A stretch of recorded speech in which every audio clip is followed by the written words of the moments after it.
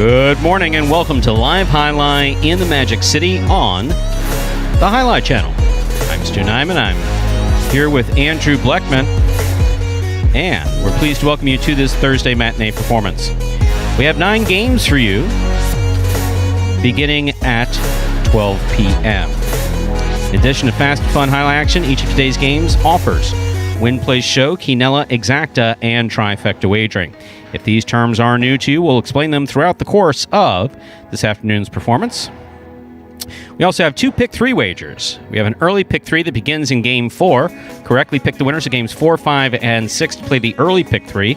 And a late Pick 3 that begins in Game 7. Correctly pick the winners of Games 7, 8, and 9 to bet or play the late Pick 3. We have the Mighty Ocho wager here in Magic City. It's a jackpot wager with a $3,000 guarantee. Correctly pick the winners of Games 1 through 8. A Pick 8. If you do so and you're the only one to do so, there's $3,000 in it for you. And, as always, the most popular wager here at Magic City, the High Five. Pick 5 wager beginning in Game 3. Correctly pick the winners of Games 3, 4, 5, 6, and 7. There's a $2,000 guarantee associated with the High Five at Magic City. Placing bets is not necessary to enjoy all that we have in store for you today. At least we don't think so. We think the Jai-Alai is pretty entertaining in and of itself. And occasionally Andrew and I say something that's interesting, I guess. We do not have any scratches in today's performance. Once again, there are no scratches in today's performance.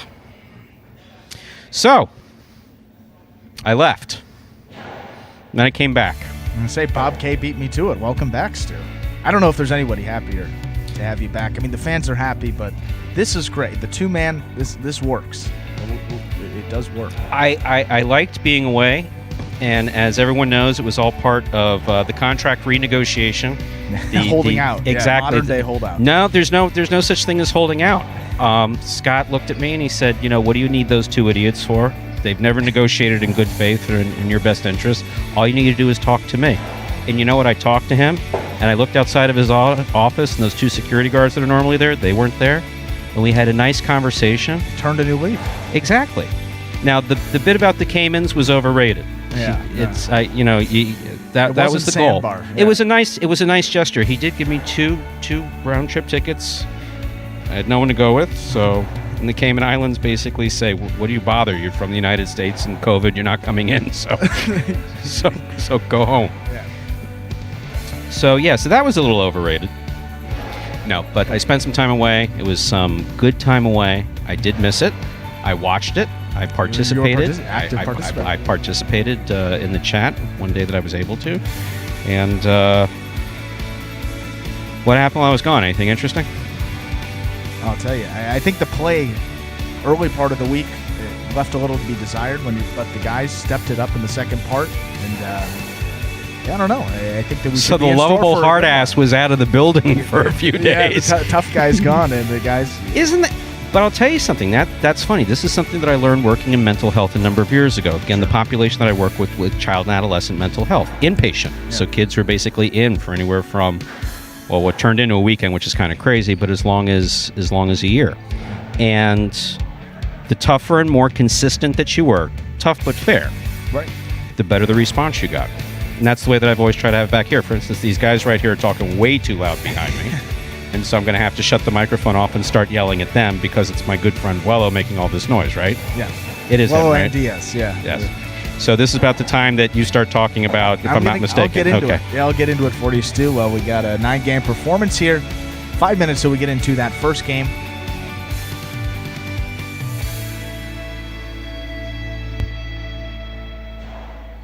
And we're taking a look at the week last week here at Magic City Jai-Alai, as we said.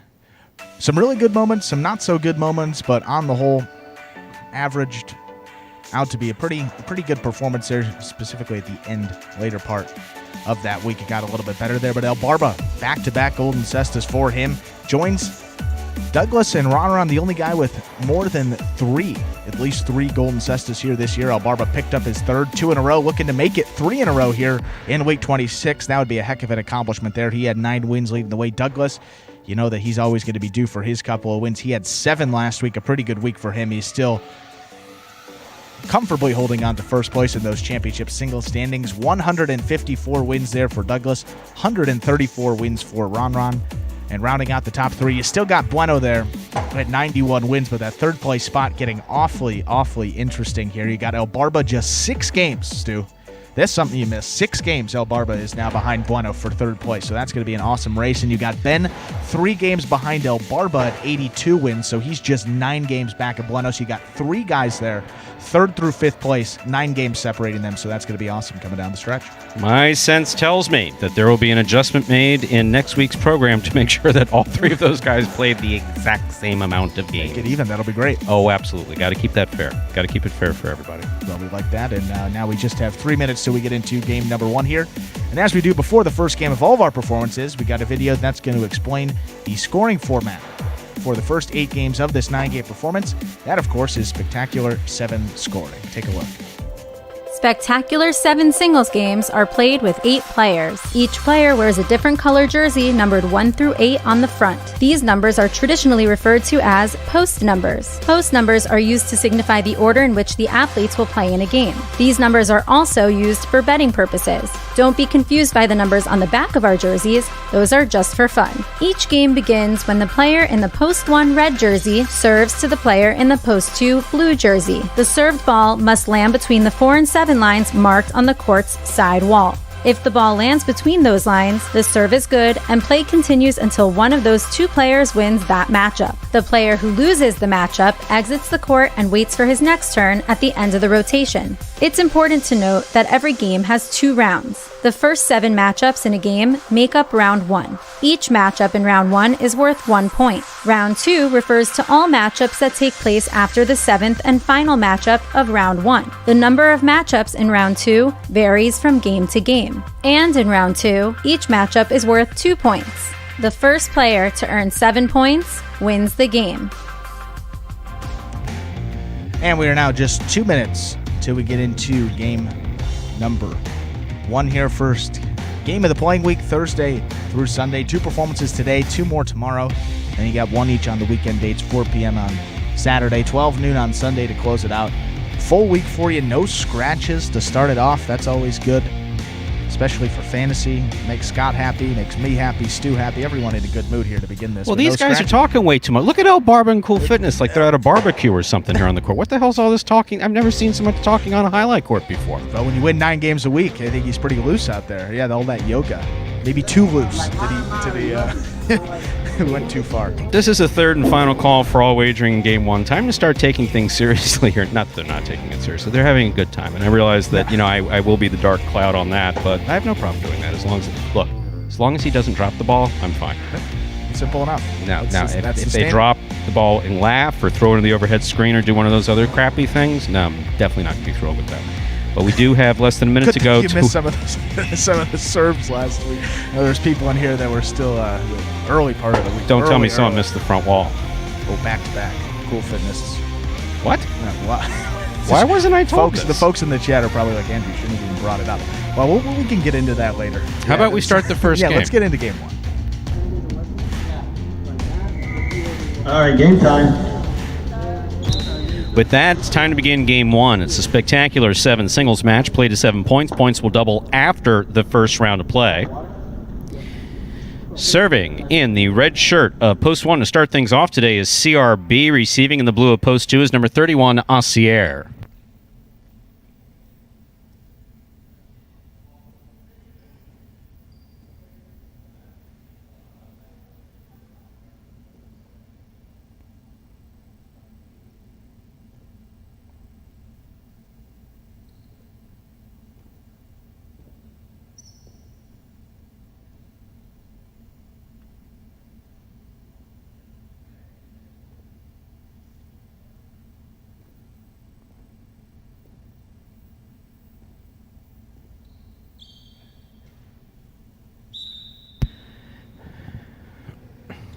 There's a serve. We begin. Assier starts things off with a backhand. CRB from the 9 line. Catch by Assier. CRB, left side. Goes deep. Robote coming out. Rebote to the inside by Assier. Nicely played. CRB, difficult forehand Rebote save, makes it up to the front wall nicely. Catch by CRB. Assier showing some good moves there, ducking out of the way. Good effort by Assier. He makes the save. CRB. Karam opens up. Assier stops it. Forehand by Assier to pass. Okay, that was an amazing point to start things off. Welcome and what back. an incredible 2-wall by CRB. Great stop by Assier. Tremendous point just played. First point goes to the 1. Correlation? I'll bring to the court the white shirt at post 3. Vuelo.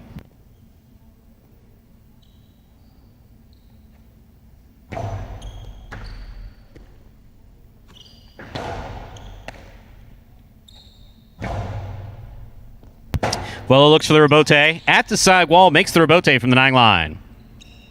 CRB, left side. Low and hard. Scooped up by Vuelo. No, that's kind of a tricky catch to try to make there, CRB. Point 3. Move up or move back. Vuelo on the board with a point. Serving now to the green shirt of post 4. Here's number 30, Diaz.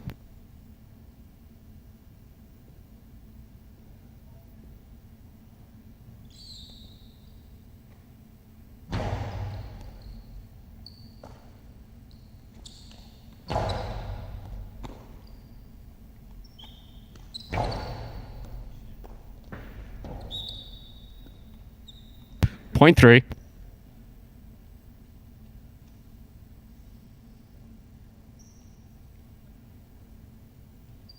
That'll bring to the court black shirt at post 5, Juice.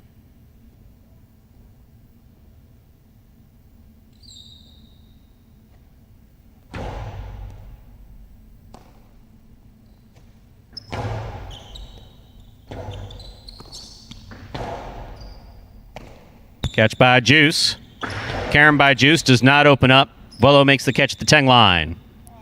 Vuelo from the forehand. Juice with the hard throw. That scoop missed. Rebote left side is a good Rebote. Juice on the run makes the catch. Point 5. That'll bring to the court the yellow shirt at post 6. Here's number 24, Cool Fitness. Shasta up. Come on.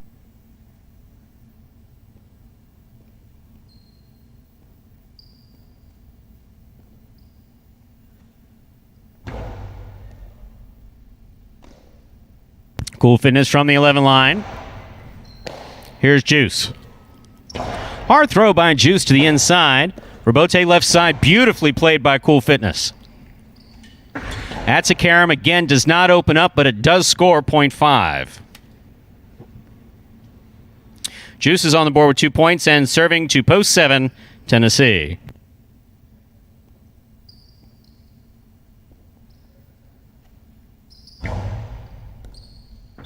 Over serve. Ball must land between the 4 and 7 line.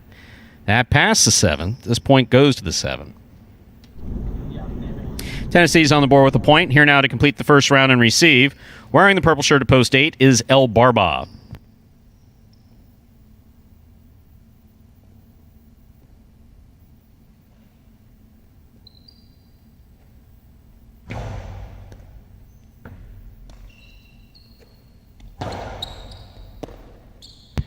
Ball tipped, point 8.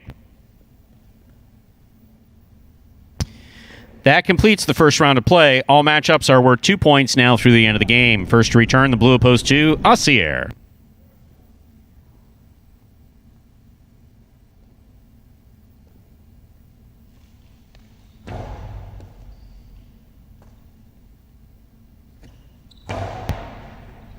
Powerful backhand by Assier. That Rebote missed by El Barba, point 2.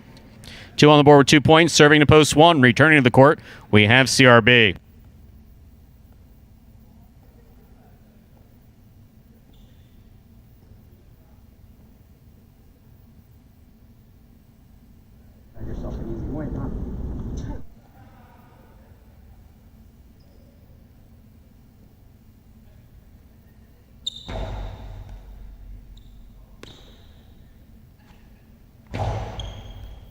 Catch by Asier midcourt.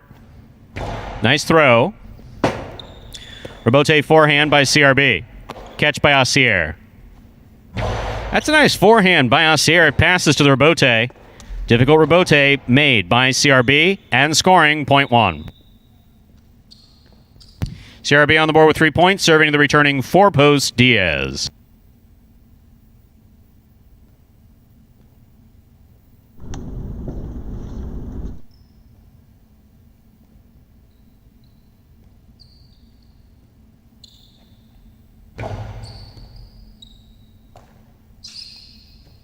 Diaz from the forehand back to the inside. CRB makes the catch. Scoop attempt tipped, point 1. Possible game point, red shirt of post 1, CRB. Trying to stop him, the white shirt of post 3, Vuelo.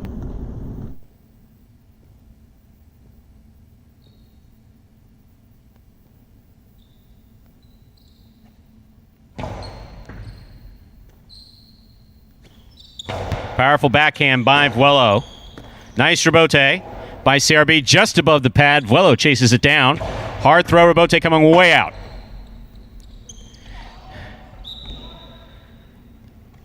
Point 3.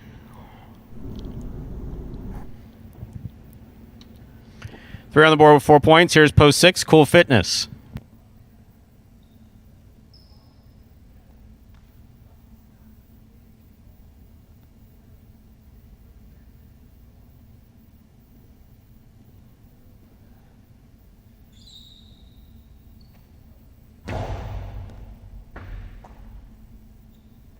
Strong backhand by Cool Fitness to the inside is tipped on the left side of Vuelo. Point 6. Play continues. 6 on the board with 2 points. Serving post 5. Juice returns also with 2 points.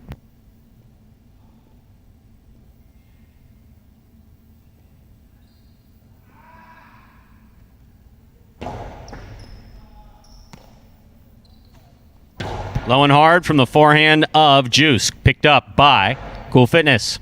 Cool Fitness on the backhand. Juice on the rebote. Nicely played. Cool Fitness goes back. Just misses it. Point 5.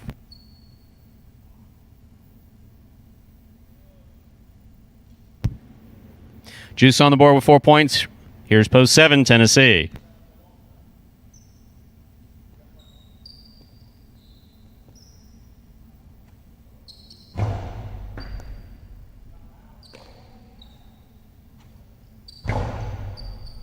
Juice makes the catch on the forehand. Low and hard to the inside. Tennessee is there. Backhand by Tennessee. Caught by Juice. Juice throws it low and hard. Gets out of the way. It scores. Point 5. Possible game point for the black shirt of post 5. Juice trying to stop him in the purple shirt of post 8. El Barba.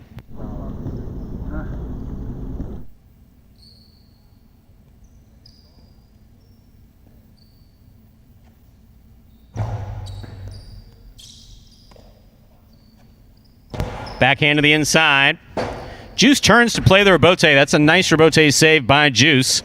El Barba from the 7 line will score. Point 8. Play continues again. 8 on the board with 3 points, serving to the returning 2-post Asier.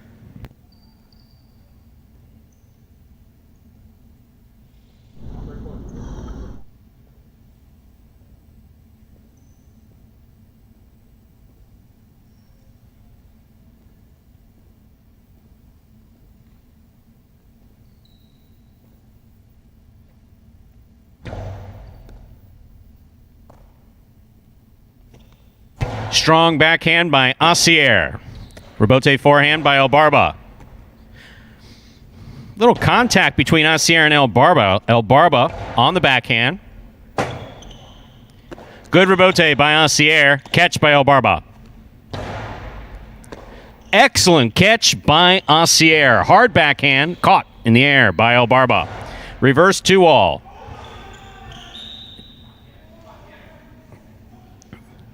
Point 8. Possible game point for the purple shirt of post 8, El Barba, trying to stop him post 4, Diaz.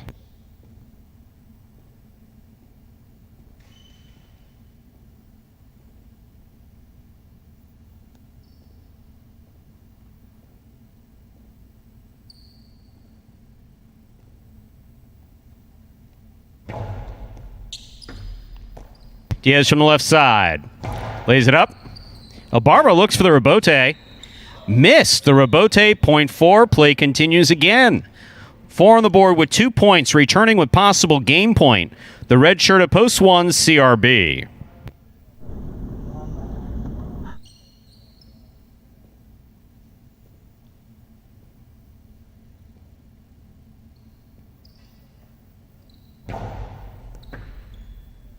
CRB on the left side. Rebote left side. Caught the top of the pad. That is point and game to the red shirt at post 1, CRB. No playoff here. 1 wins it. 5 places. 8 shows. Unofficial order finish. 1-5-8.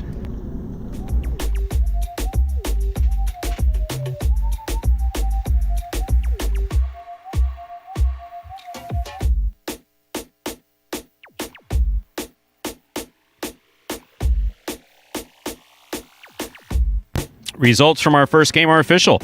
Coming in first, post 1, CRB. Taking second, post 5, Juice. Coming in third, post 8, El Barba. 1-5-8 is the official order of finish for our first game. There are your prices. $1 quinella, 1-5, $53.20. The trifecta, 1-5-8, 208 even. There's consolation in the place pool. No one had 1 or 5 to place, so 8 to place returns $3.20. Up next, Game 2, a spectacular 7 singles match, played to 7 points, points double after the first round of play. There are no scratches in our second game, and post time is just 7 minutes away. Good luck. What really keeps me focused on getting better at this is that I really believe in myself that I can really make a difference on the court and really make a difference for Jai-Alai as a sport in general. And I believe that I could be competing with the best. That's what makes me want to keep going. So I think my biggest goal is really just being better than I was last year. I think that's what matters most. I think last year I had like 43 wins. So as long as I'm getting more than 43 wins next year, I'm going to feel great. And CRB gets post 1 in that first game, takes full advantage of that opportunity, and getting in the win column.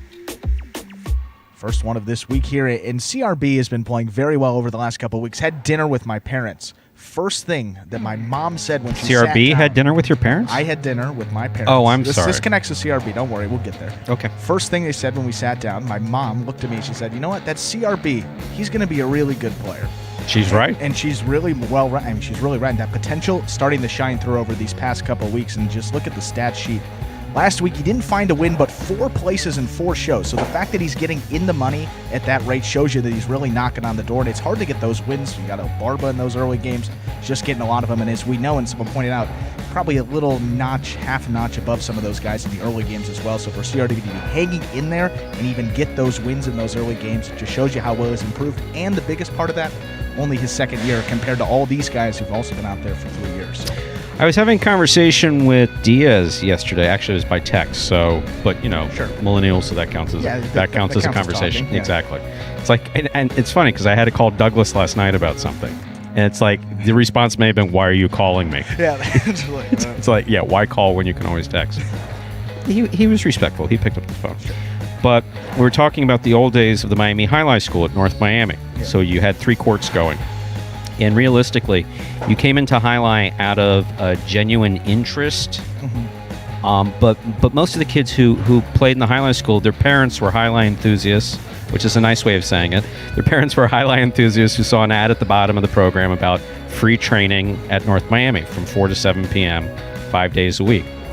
And so basically you'd just be handed a cesta and a little bit of instruction on the rubber ball court, and then if you had some potential, they'd work with you a little bit and move you up. There was really nothing fair about the system, and nothing tremendously unfair. And then some people just dropped out. Some people stayed with it. Some people showed real promise early on, like, for instance, the guy who sometimes runs our camera, who you'll hear me talk to, who never comes up to see us, Adam. People remember Adam, who played late games at Miami Jai-Alai for a number of years. Adam was one of these kids. He was a 17-year-old. He wasn't a chain smoker, but he was this 17-year-old smoker who wandered in and went from rubber ball to plastic ball and plastic ball to hard ball, all in about I guess it was like 5 months. Yeah. Which you is say that time frame is unheard of. It took me. I started when I was 13. It took me a year before I went onto the hardball court. I mean, I went on there to throw it around or something, but before I got moved up. Exactly. So everybody, the point getting back to CRB is that in what was considered formal highlight training, everybody moves at their own pace. Some never show any signs of real potential, and they kind of fall by the wayside. The way this program was designed from the beginning was to give everybody an opportunity. And again, one of the things that I talk about almost daily is the organic development of this program. So you see what you would have seen had you gone to North Miami and watched what was going on those 3 courts. Yeah. So you see players who've been here since year 1. Some are developing slowly. Some hadn't developed much beyond year 1. Then you see someone like CRB who develops in leaps and bounds. Then you see a freak of nature like Douglas, who comes out of a batting cage in North Carolina, and everybody says, no, he had to play. Yeah. No, there had to be a court there. No, he had to be specialized trained. No, that's occasionally, rarely do you see that. Douglas is a once every 20, 30 year type of thing. But no, where CRB is concerned, he's about a year ahead, and you're just going to, and as we'll work with him in the off season, you're going to see him develop control is what we're going to be working on, because that's the one thing his game is lacking. Yeah, we now just have 2 minutes so we get into that second game of this matinee performance. And for those new fans that are perhaps joining us here for the first time, we got this video that's going to explain in simpler terms how Jai-Alai is played. The main rule of Jai-Alai is simple. Players must catch and return the ball in one fluid motion. Sounds easy enough, right? So how do you win? You can win a matchup simply if your opponent overserves, underserves, or serves the ball out of bounds. On the flip side, your opponent wins the matchup if the serve is so good that you fail to catch and return the ball to the front wall. If your opponent fails to catch the ball before it bounces twice on the ground, or if your opponent's cesta makes contact with the ball but doesn't catch it, then, in both of those cases, you win the matchup. You can also win a matchup if the ball bounces around in your opponent's cesta during an attempted catch. This is called juggling, and it's illegal in Jai-Alai. Another way to win a matchup is if your opponent throws the ball and it lands out of bounds on its return from the wall. The overall game strategy for a Jai-Alai player is to make it difficult for an opponent to reach the ball in time or to execute a rebuttal play.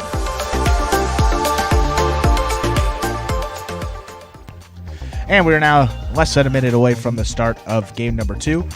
No scratches in this game or anything as of now, which is good news. And standard wagering available. We got that high five coming up before the start of game number 3. Was hit for up over $3,000. 10 last week, so see if someone can take home a fresh $2K here today. But that begins with 4 game 3. We got 2 right now, Stu. Time to begin our second game. It's a spectacular 7 singles match played to 7 points, with all points doubling after the first round of play. Serving in the red shirt of post 1 is Juice. Receiving in the blue of post 2 is Cool Fitness.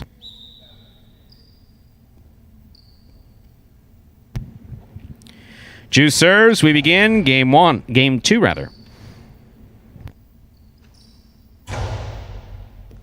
Catch by Juice back at the 11 line. Long carom again does not open up. Cool Fitness catches it on the forehand. Forehand carom by. Cool Fitness also doesn't open up. Juice gets there, rifles it back, and it scores. Point 1. Goal with that carom is to try to get it to cut out, not just go back. White shirt of post 3 receives. Here is Diaz.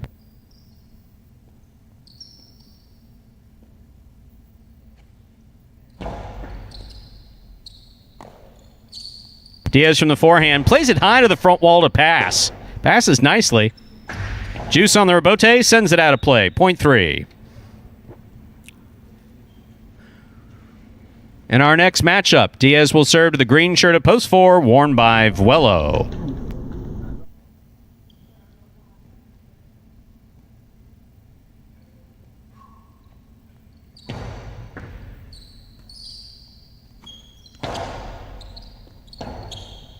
Diaz on the rebote. It's a 2-all. Takes a big bounce.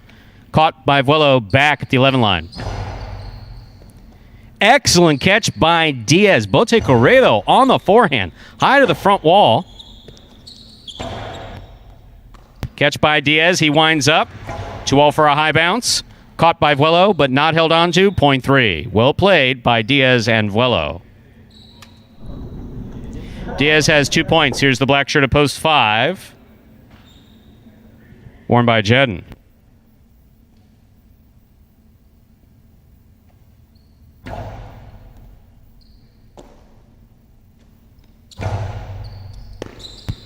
Ball just missed on the left side of Diaz, point 5. Yellow shirt at post 6 receives. This matchup has Jedden serving to El Barba.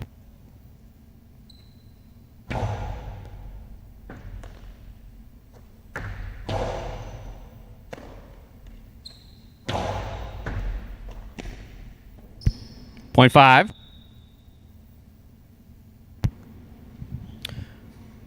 Now receiving. Pink shirt of post 7, CRB.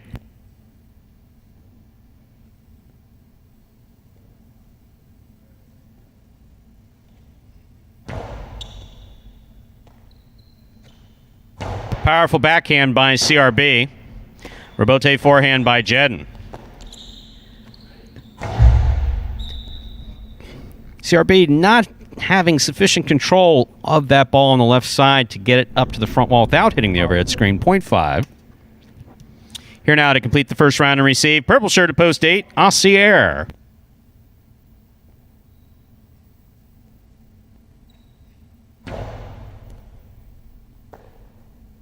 Point 5.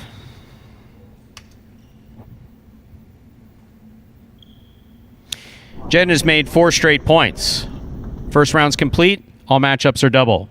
Cool Fitness returns in the blue at post 2. Powerful backhand by Cool Fitness, caught in the air by Jedden. Nice backhand by Jedden. Rebote left side. Thrown off the court. That is point 5. That gives Jedden 6 straight points and a possible game point. Trying to stop him. The red shirt at post 1, Juice.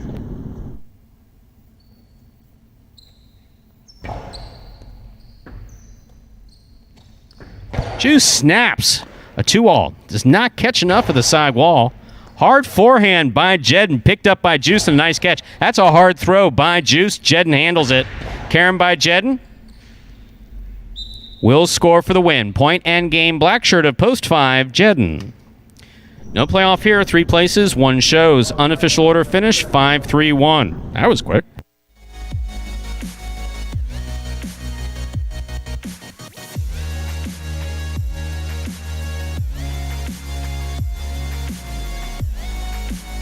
Results from Game 2 are official. Coming in first, post 5, Jedden. Taking second, post 3, Diaz. Coming in third, post 1, Juice. 5-3-1 is the official order finish for our second game. That was quick, no? I mean, like, real quick. Yeah, the pace of these games. I mean, last week, some of them were taking a while. A lot of times with the rotation there, but Jedden, give him credit. Runs it out there. Perfect first time around. Doesn't need the double points. Only a couple times. That man does not need double points. Give him single point. It would have. I mean, I'll earn my perfect game at single point. $2 Quinella, 3-5, $41.60. The trifecta, 5-3-1, $134.60. A $2 wager on 5 to win returns $8.80. Up next, ladies and gentlemen, is Game 3, a spectacular 7 singles match. Played to 7 points. Points double after the first round of play.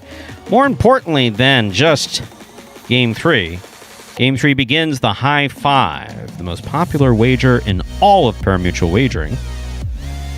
That's too many uses of the word wager in one sentence, I think. They need to work on that. Regardless, it's a popular wager. It's a jackpot wager. Correctly pick the winners of games 3, 4, 5, 6, and 7. Haha, there's a catch. You need to have the only ticket that does so correctly to cash in on that $2,000 guarantee. There are no scratches in Game 3. There are no scratches that affect the High Five, or today's program. Post time for Game 3 on the High Five. 7 minutes away. Good luck.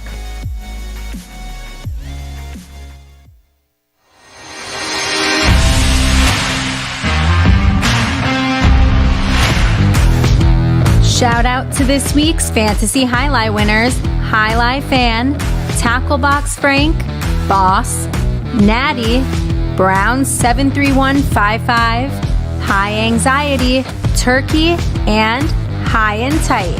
These entries narrowly conquered the rest of the field in an unprecedented 8-way tie atop the leaderboard at 137 points, with a roster of singles players Douglas, Elbarba, and CRB, and doubles pairing Jedin and Bradley. These 8 contestants all nailed down the top 2 fantasy scorers in Douglas and Elbarba, who scored at least 10 more points than anyone else on the roster. The Wonder Boy kept his foot squarely on the gas pedal in Week 25, showcasing flashes of dominance throughout the late games with his devastating combination of power and finesse that nobody had an answer for from the first serve. In the end, number 13 tallied 7 wins to go along with 2 places, 3 shows, and 1 quad finish for a total fantasy output of 48 points, his most since Week 22. Elbarba, a $7 value, was not to be outdone by Douglas as he continued his quest up the leaderboard after yet another patient and controlled performance in those early games. The Golden Cesta winner racked up 9 more victories and 14 total in the money finishes, en route to an impressive 56-point fantasy effort. The Beard has been undoubtedly the most consistent fantasy scorer over the past few weeks, as he has now finished in the top 2 in scoring each week dating back to Week 22.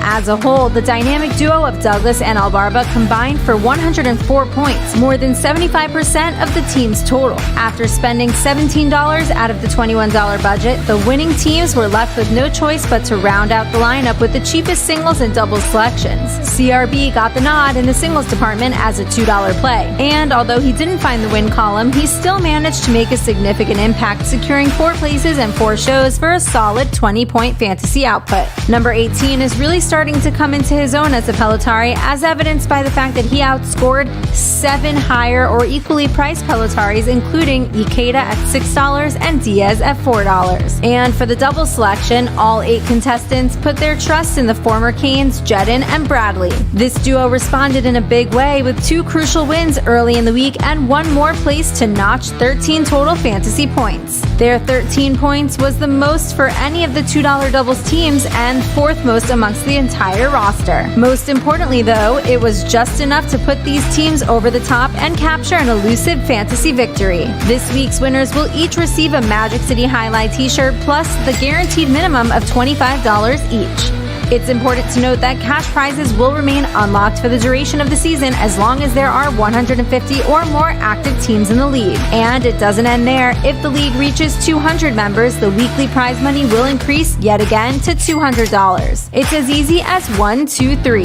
Just sign up for free at fantasyhighlight.com, pick your players, and watch your progress on the Jai-Alai Channel. The more people who play, the more money to be won, so please help us spread the word, and remember, every week is a brand new chance to update your team and win. You can find more details regarding the Fantasy League on the Instagram page at Jai-Alai Channel or at fantasyhighlight.com.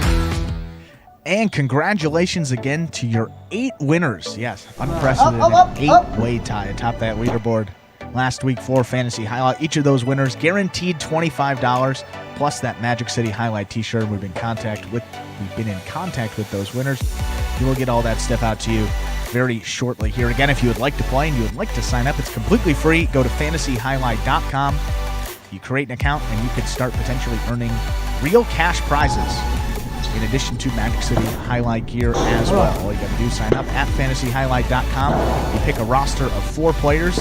You got to stay within a $21 budget each week. And then your player get 5 points per win, 3 points per place, 2 points per show, and 1 point per quad finish that they earn throughout the playing week. We total goes up as the week progresses, and then the person that finishes atop those standings or in a tie will at least get a share of that $150 cash prize, as we had a couple of winners there for last week, 8 to be exact. Each one guaranteed $25 plus that Magic City Jai-Alai t-shirt. As we said, if we get up over 200 players at any point in this season, we're close, right at about 170, so we need just about 30 more people. Magic City said they would up that cash prize to $200 each and every week. And there's a way to even double that as well. You can get potentially more money to take home if you win a week.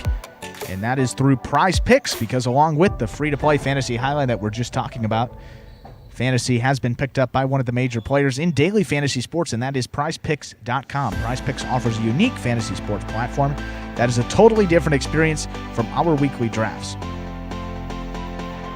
PrizePicks allows you to bet on individual players and then mix and match amongst a variety of sports each and every day. Now, for a limited time, they're offering special incentives for signing up. Go to PrizePicks.com and type HI, J-A-I, into the referral code field when you sign up. And if you make a $100 deposit, Prize Picks will match that. They'll put another $100 into your account, just like that. And then here's talked about doubling your cash prize for winning a week of Fantasy Highlight. If you send us a picture of your computer or phone screen as proof that you use the referral code HI at sign up, that's how you will qualify for that double cash prize when you win a week of Fantasy Highlight, either this season in 2020 or next season in 2021 with that expanded Highlight schedule as we're talking about. So it's as simple as that. Just sign up at PrizePicks.com. Use the referral code HI, J-A-I. And then most importantly, you got to make sure to take a picture of the sign-up page where we can actually see the referral code field with the word HI typed in it. So that's the screen. Before you click to submit your sign-up there, go ahead and send that photo to the email address info@thehighlightchannel.com. That's how you'll qualify for double that cash prize. We're going to spare you the details again, but someone has done it this year. An active participant in the chat. So you could take home, that individual took home $300. It's locked in at $150 right now, but if that cash prize gets up to $200 each week and you're the solo winner, you can get $400 if you're signed up for Prize Picks. So you get that $100 bonus deposit match. So it's a win-win. Sign up at Prize Picks. That's PrizePicks.com today. And that takes us now to less than a minute till we get into game number 3. That begins the high five here today. Pick the winners of games 3 through 7. You get all of them right, and you are the only ticket to have that combination of numbers. That is how you will cash in on that $2,000 that is guaranteed each and every performance, but it's at $2,000 here today because last Sunday was hit for up over $3,000. Was it? Yeah, it was a big high five. Oh, was it? With the guy out there, you don't know the winning combo, do you? No. No. That was a joke about the high five, and you were playing it in the Caymans. I was Oh. going to say you were the winner. I wasn't in on it. No, yeah. Someone took home. Yeah, it was just over $3,300. So that was a nice little jackpot we had here. Reset 2,000. It was definitely not me. I'm broke. No. Time to begin game 3, a spectacular 7 singles match. Play to 7 points. Points double after the first round of play. Serving in the red shirt of post 1 is CRB. Receiving in the blue of post 2 is Wello. This will begin the high five. CRB serves. Our third game has begun. Point 2. Wello first up on the board in our third game. Here's the white shirt of post 3, Cool Fitness.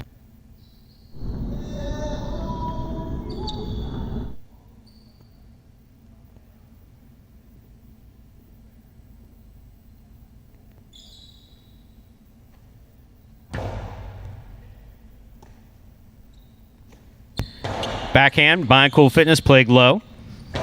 Wello, clip the sidewall. Cool Fitness makes the catch. Wello at the catch at the 10 line. Rebote left side by Cool Fitness to the inside. That's nicely played. Wello on the rebote. That hit the overhead screen. Out of play, point 3. Cool Fitness on the board with that point. In this matchup, Cool Fitness will serve to the green shirt of post 4, worn by Asier.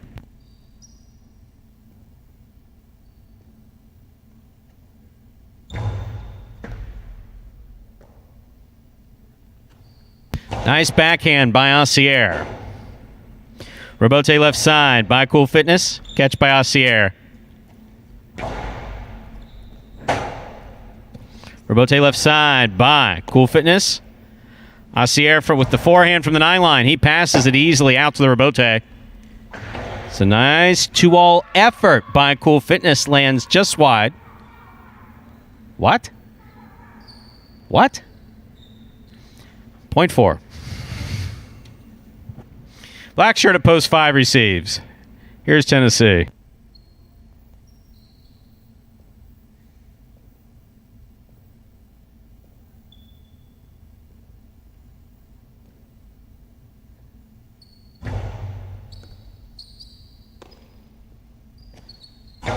strong backhand throw by Tennessee. Ruled to have touched the overhead screen. Point 4. Asier has 2 points. That'll bring to the court the yellow shirt of post 6. Worn by Juice.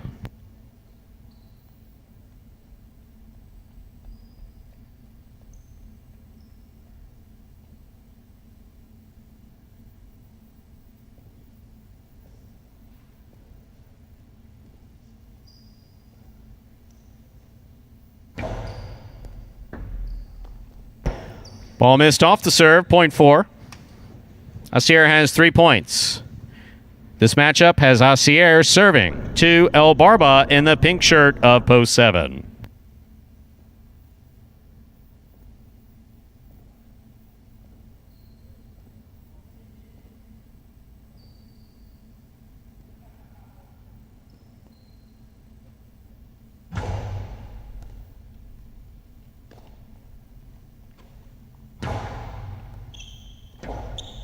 Point 7.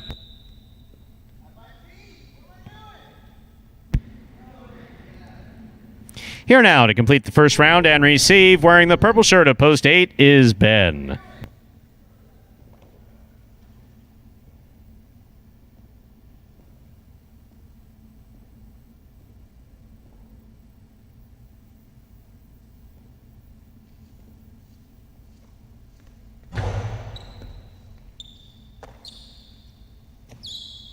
Low, hard backhand by Ben. Scoop attempt missed. Point 8. Last point of the first round goes to Ben. That completes the first round of play. All matchups are worth 2 points. Now through the end of the game. First to return in the second round, CRB, red shirt of post 1.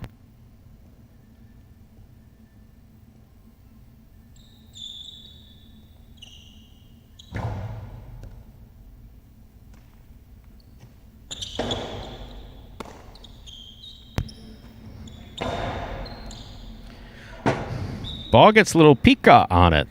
Big bounce. Will score for Ben. Point 8. 8 serves to the blue shirt of post 2, Vuelo.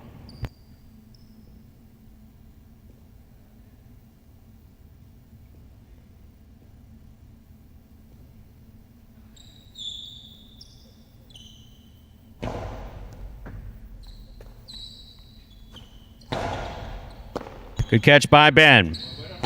Powerful backhand. Robote comes low and scores. Point 8.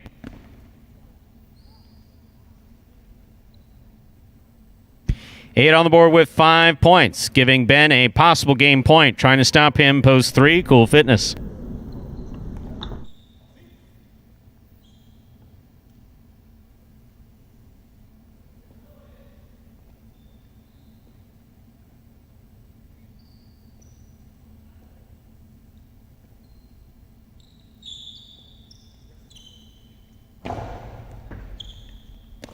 Cool Fitness from the forehand.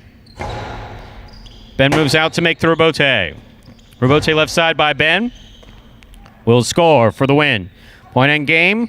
Perfect game to the... Ben, what the hell are you doing? Get off the court. You won the game. We're going to give you $100. Now go change. To Ben.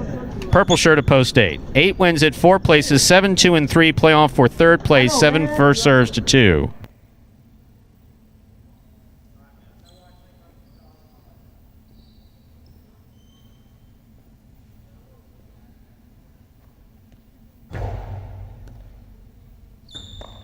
Ball tip, point 7.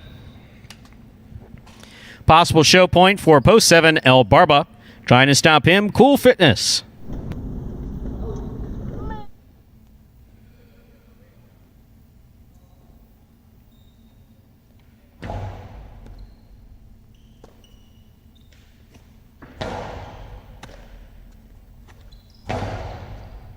Good catch by Cool Fitness back at the 11 line. Nice throw from the forehand. El Barba sets up for the Robote, makes the save. Here's Cool Fitness. Low and hard. It's caught by El Barba and a great catch. Nice backhand follows. Good catch by Cool Fitness. El Barba on the left side. Reverse 2-all in the middle of the court.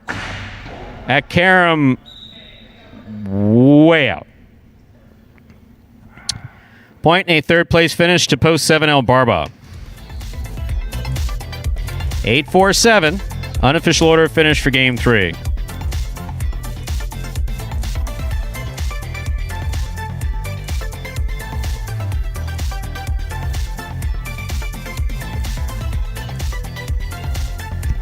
Results from Game 3 are official. Coming in first, post 8, Ben. He had a perfect game. Taking second, post 4, Asier. Coming in third, post 7, El Barba. 8-4-7 is the official order of finish for our third game. 8 is the first number for this morning's High Five.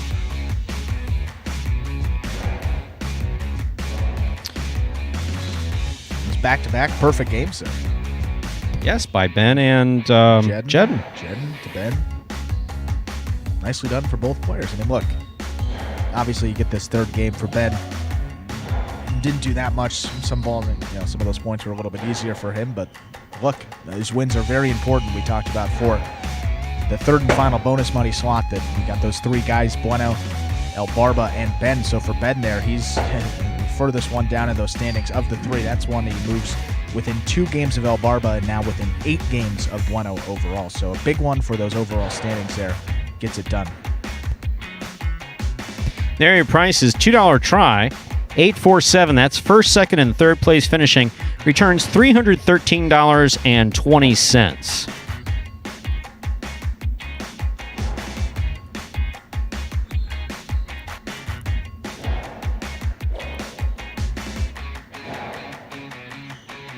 $2 quinella 4-8, $53.60.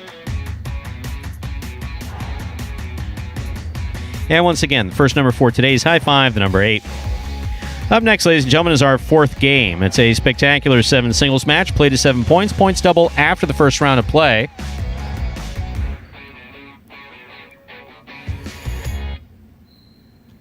There are no scratches in Game 4. Game 4 does begin the early pick 3. Post time for Game 4. 6 minutes away. Good luck.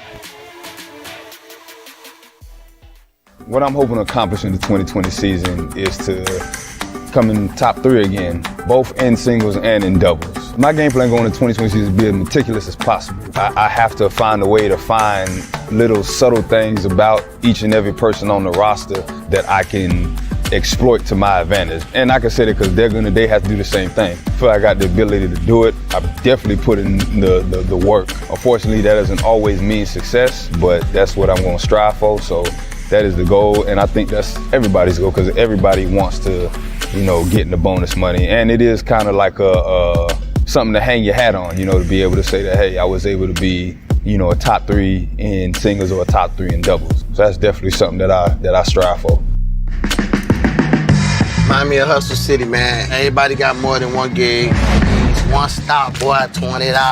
I'm not your neighborhood Uber driver. I do luxury. And then I have another job. I play highlight.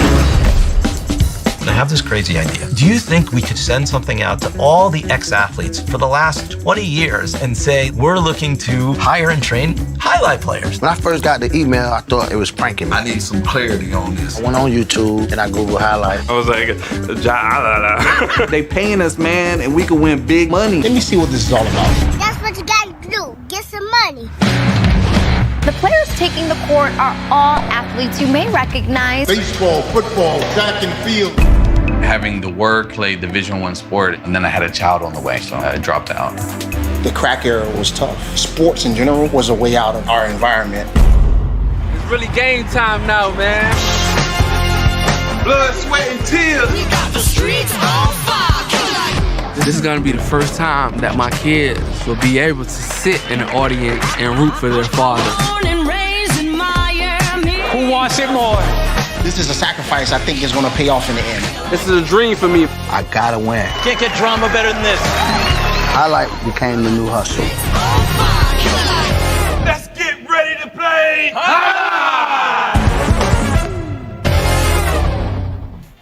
And folks, there was a trailer for the award-winning documentary Magic City Hustle about the start of the highlight program here at Magic City now just a few years ago. And if you'd like to watch that for yourself, you can head over to MagicCityCasino.com under the highlight tab there at the top of the page. The first button under that highlight tab says Magic City Hustle. You click on that, it will take you directly to the website Or another way you can do it, just type in MagicCityHustle.com directly into your browser.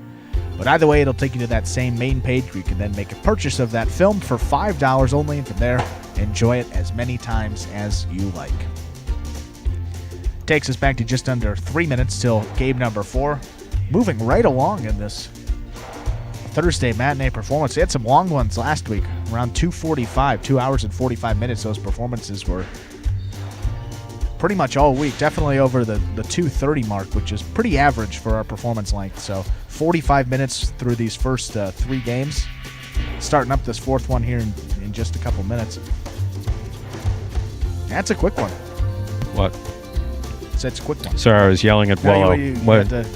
Please, back in the... I was only gone for 4 days. I mean, and Bueno's dancing. What Imagine if we had media in here. The media availability this morning for you would have been, line around the block. It was a little weird when I walked in. I mean, it's like all of a sudden people just start handing me papers and I get receipts and medical stuff, and it's like, whoa. Gifts that you don't even want. It's like, yeah, nice to see you too. It's 4 Thanks. days, guys. I know you like me that much, but you got to be able to be with. No, it's not just a conversation point. It was a little. You saw it, right? No, I was a little. I came in. And then a mattress came off of someone's truck on the Palmetto as I was trying to get here. Oh, did you see that? Did you see that live, or was it there when? No, I saw the after effects of a mattress on the Palmetto Expressway. So all 4 lanes were stopped. So I took the express lanes in, but you have to get out of the express lanes to get here. So it was like, oh my. Yeah. Yes. I've never seen I've seen a lot of things. There's starting to be some couches. One of them piled up in the express lanes. If you go north on 95, there's a couch. You know what I'm talking about if you live in Florida.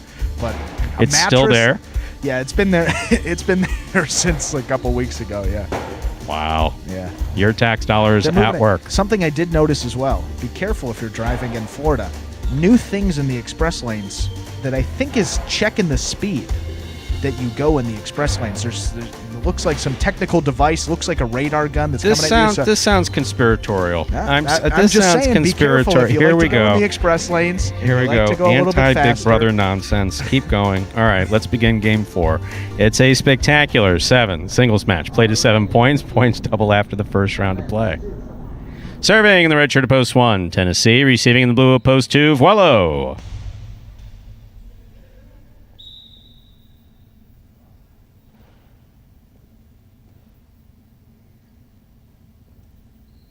Tennessee serves. Our 4th game has begun. Big backhand by Vuelo. Rebote left side by Tennessee to the inside. Excellent catch by Vuelo. Holds onto it. Gets it off in time. Tennessee, a little too high on that Rebote. Missed to the left of the court, or right to the court. Point 2. Vuelo first up on the board in our 4th game. That'll bring to the court the white shirt of post 3, number 30, Diaz.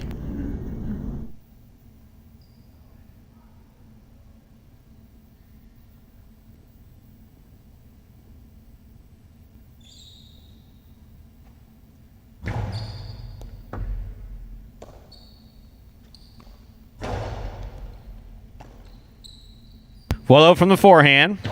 Lightly played.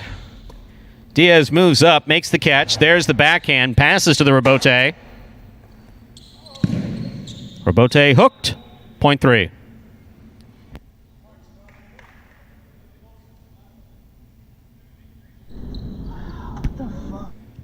In this matchup, Diaz will serve to the green shirt of post 4, worn by El Barba.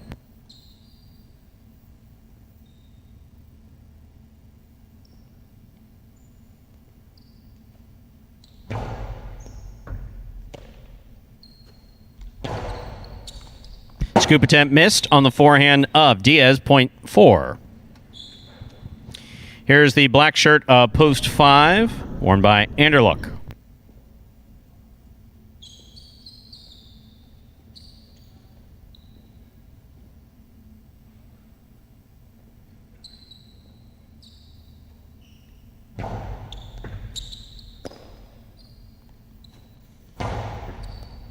Catch by El Barba at the 9 line.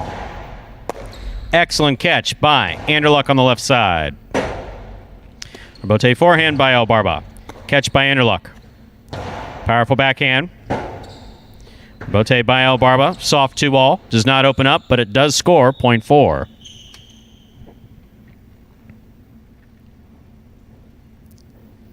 Here's the yellow shirt of post 6. In this matchup, we have El Barba serving to Bueno.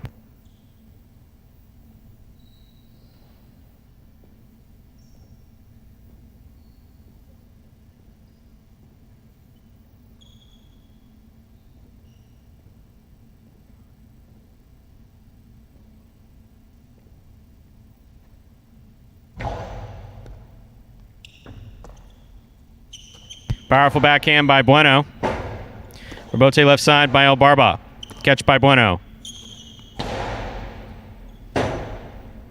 Rebote by El Barba. Nicely played. Caught on the forehand of Bueno. Bueno to the inside. El Barba's there. Backhand by El Barba. Bueno missed that catch. Point 4. Far on the board with 3 points. Here's post 7, Jedden.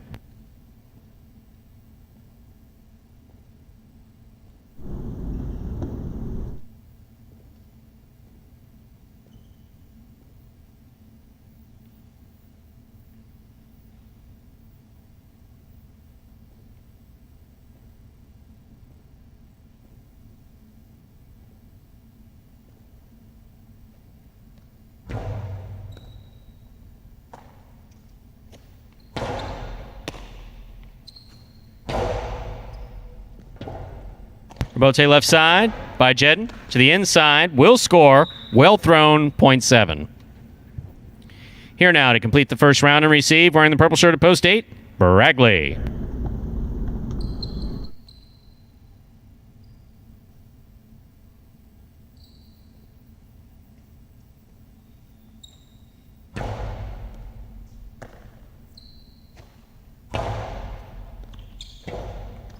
Rebote left side. Nice save by Jedden. Bragley from the 10 line. Forehand escapes to the outer pad. Point 7.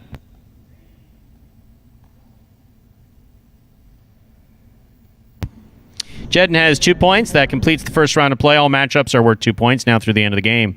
Tennessee returns. Red shirt to post 1.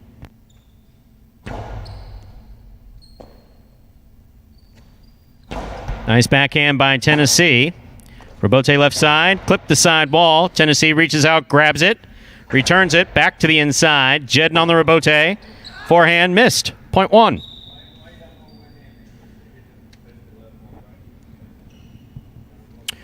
One on the board with 2 points. Here's post 2. Wello receives.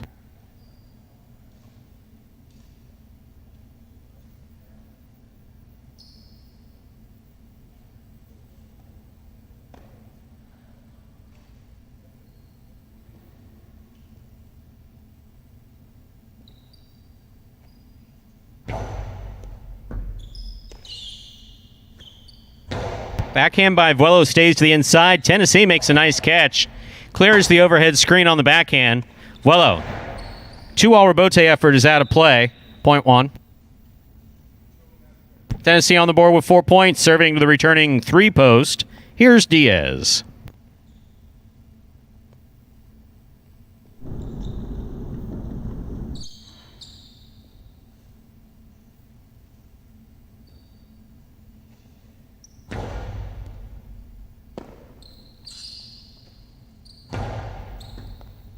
Catch by Tennessee at the 11 line. Picada, the big bounce. Stopped in a fine catch by Diaz. Tennessee from the 11 line. Hard to the inside. Catch by Diaz. Backhand by Diaz to the inside. Diaz makes the catch. Winds up. Puts it back inside. Tennessee. Wonky-armed forehand rebote. Not working there. Point 3.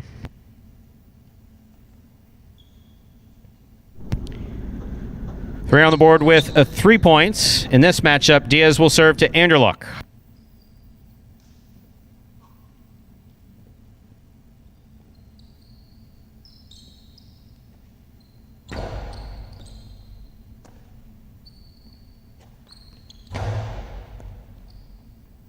Catch by Diaz back at the 12 line.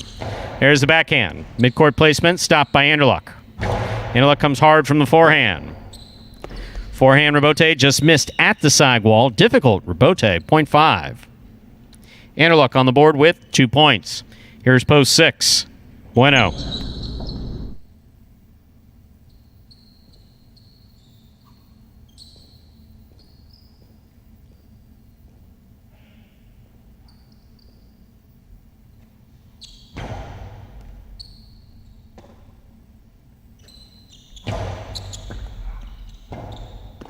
Rebote not played, 0.6. 6 on the board with 2 points. Here's post 4, El Barba.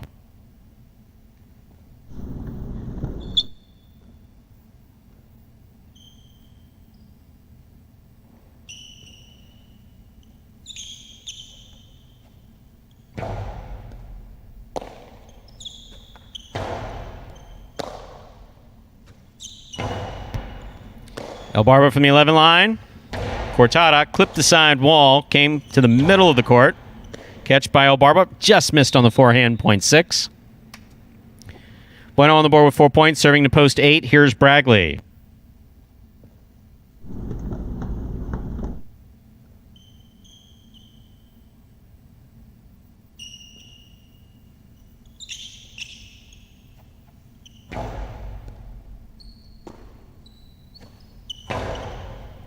Catch by Bueno. Hard throw by Bueno. Rebote left side by Bragley. Catch by Bueno. Another hard throw by Bueno. Another good catch by Bragley. Scoop by Bueno. He goes deep on the Rebote. Rebote comes all the way to the 3 line. Hooked, 0.6.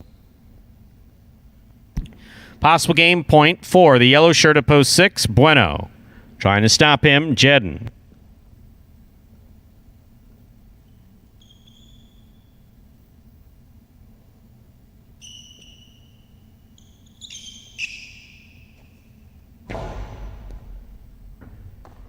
Ball tip, that is point and game to the yellow shirt at post 6.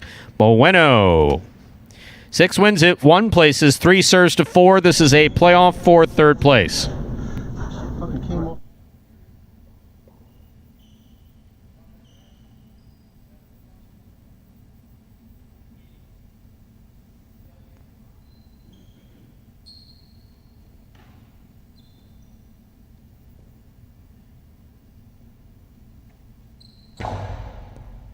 Good serve there by Diaz. Scoop attempt tip.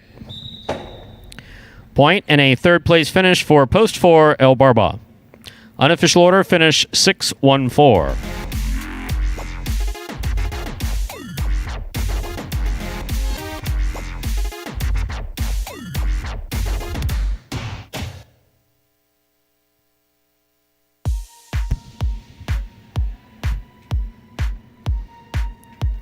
Results from Game 4 are official. Coming in first, post 6, Bueno. Taking second, post 1, Tennessee.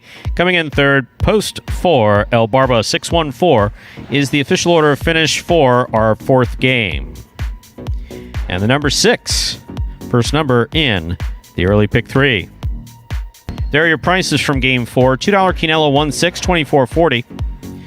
Trifecta 6-1-4. That's first, second, and third place finishing 121.20. Consolation in the place pool. No one had 6 or 1 to place, so 4 to place, returning $8.20. Up next, ladies and gentlemen, game number 5. Begins the Dodging Death series here at Magic City, also known as our championship doubles. Next game played to 7 points. Points will double after the first round of play. For those of you new to Jai-Alai, doubles played just like singles, just there's 2 persons in each post position. Once again, there are no scratches in Game 5, and post time is just 7 minutes away. Good luck.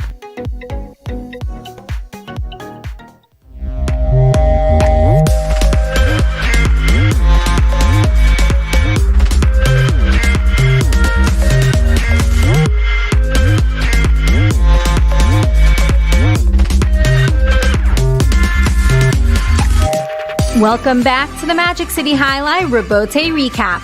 25 weeks down in Magic City Jai-Alai's 2020 season, and to no one's surprise, the man in the lead is still number 13. Douglas is still going full steam ahead on his quest for back-to-back singles championship titles after yet another standout week. The Wonder Boy lived up to his nickname in week 25, showcasing his full arsenal of incredible Jai-Alai skills to the tune of 7 dominating victories to go along with 12 in the money finishes. At 154 singles wins for the season, Douglas now holds a 20-game advantage over the player in second place, Ron Ron. Number 12 was far from himself in the early part of the week, but he managed to rebound nicely over the weekend. The pro from the Philippines finished with a well-rounded stat line of 4 wins, 3 places, and 3 shows, but ultimately didn't do enough damage in that all-important win column to threaten Douglas or make a significant push up the singles championship standings. On the bright side, Ron Ron has basically guaranteed himself the $10,000 second place bonus, as he now has a 43-game lead over the Pelotari, still hanging on to third place overall, Bueno. Number 22 captured 4 wins and 2 places in week 25. Now, with 91 wins for the year, he holds just a slim 6-game advantage over 4th place, which is the smallest margin since nearly 2 months ago.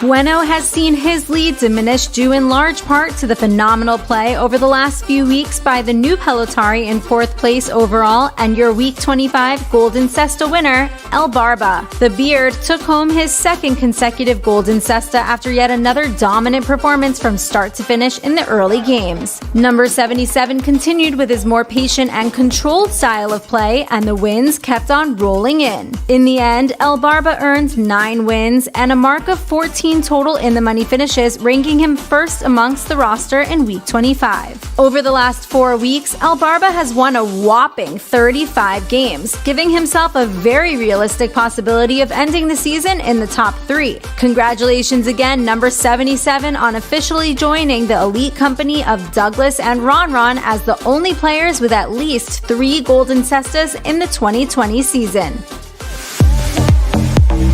2 weeks down in the second doubles tournament of the Doubles Championship Series, and after another action-packed week, it's abundantly clear that we're going to be in for quite the wild ride. El Barba and Kubala made a major statement in week 25, exhibiting excellent defense that seemingly nobody could score on. This dynamite duo racked up 3 wins, the most of any pairing in week 25, helping them jump up to the solo lead atop the leaderboard with 4 total wins. However, they can't get too comfortable with that lead, as there are 7 teams still within 2 games of first place. Ikeda and Cool Fitness benefited from a full week of play, capturing 2 wins of their own. The former Canes, Jedin, and Bradley tossed their hat in the ring with 2 crucial victories across their appearances, giving them 3 total wins as well. Asier and Douglas and Carballo and Diaz, who each won 3 games last week, struggled to get into any sort of rhythm and ultimately did not find that all-important win column in week 25. Juice and Ron Ron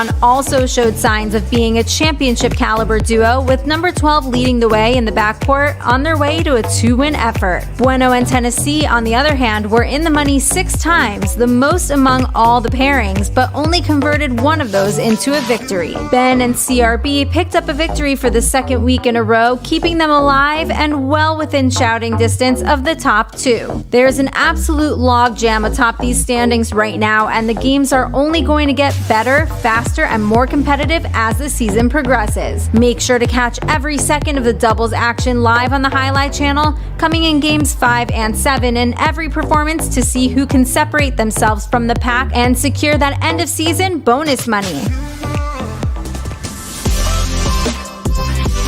Shout out to this week's fantasy winners: Jai-Alai Fan, Tacklebox Frank, Boss, Natty, Brown 73155, High Anxiety, Turkey, and High and Tight. These winning teams will each receive a Magic City Jai-Alai t-shirt in addition to a share of the $150 cash prize, a guaranteed minimum of $25 for their stellar performances in week 25. Watch our weekly fantasy review on our Instagram page at Jai-Alai Channel for more details on the winning week 25 lineup. Every week is a new chance to earn points for your fantasy team, so you can always come back to your team or join the league at any time. time. And remember, the cash prize of $150, sponsored by Magic City Jai-Alai, will remain unlocked as long as there are 150 or more active league members. And if we surpass 200 active members, Magic City has agreed to increase the prize money to $200, and it will remain unlocked at that value. Visit fantasyhighlight.com to join the league for free, draft your own fantasy team, and start winning.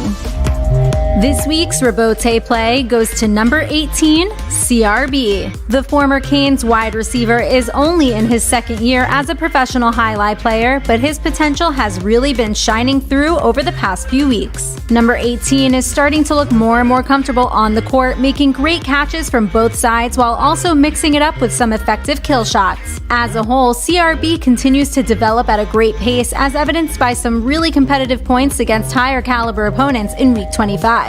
In this particular matchup, CRB really held his own against the devastating power of Ben. It looked like the point was going to be over after a powerful reverse sent CRB scrambling backwards to the outside. But number 18 kept his composure to execute an unbelievable no-look two-wall Robote save that landed in for the point. Have a look at this beautiful Robote play of the week. Ben's got it on the left side. His reverse comes way out. CRB on the move. Diving Robote two-wall save. Got to keep the game going. That's the play of the week.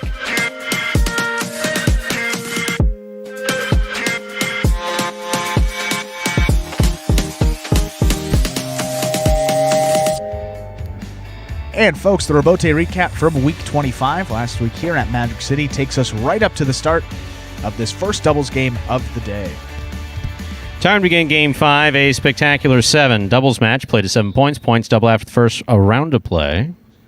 Part of the Doubles Championship Series here at Magic City Jai-Alai. Wello serves. Red shirts at post 1. Diaz and Carballo receive in the blue post 2. There's the serve. Game begins. Carballo from the backcourt. Catch by Anderluck.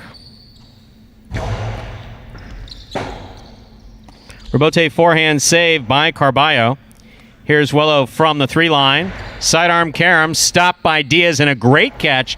Diaz's costado to the inside, beautifully played to score. Point 2. 2, first up on the board in our 5th game. That'll bring to the court the white shirts of post 3. Here's the team of Juice and Ron.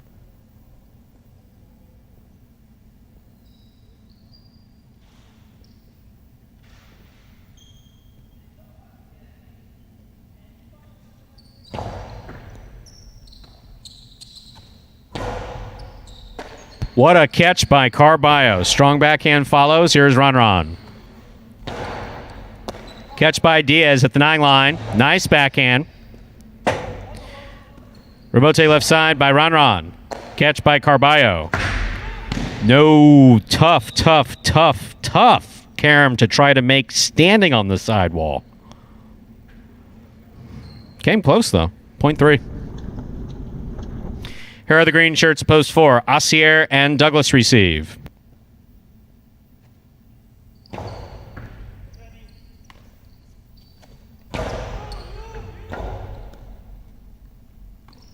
Robote save by Juice. Douglas moves way up to make the catch. Strong backhand, feeds Juice another Robote.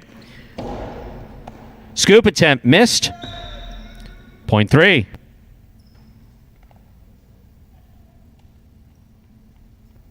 Three on the board with 2 points. Here's the black shirts at post 5. CRB and Ben receive.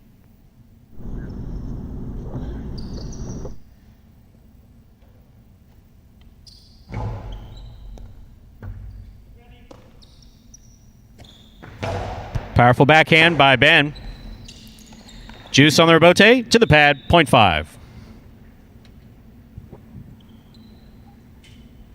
Point 4, the black shirts. In this matchup, CRB will serve to the yellow shirts at post 6, worn by the team of Jedden and Bragley.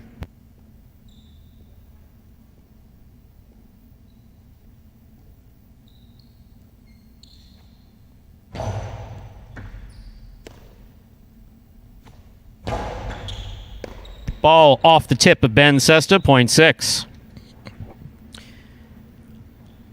Now receiving, pink shirts at post 7. In this matchup, Jedden will serve to Cool Fitness and Ikeda receiving in the backcourt.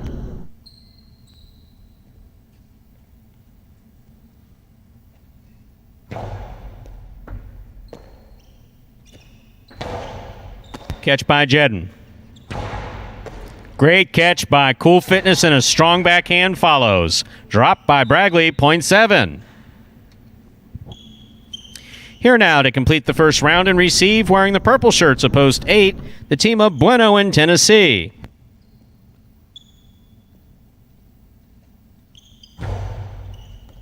That's an overserve. Ball must land between the 4 and 7 line. Then when past the 7, point goes to the 8. That completes the first round of play. All matchups are worth 2 points now through the end of the game. First to return, the red shirts of post 1, the team of Vuelo and Anderluck.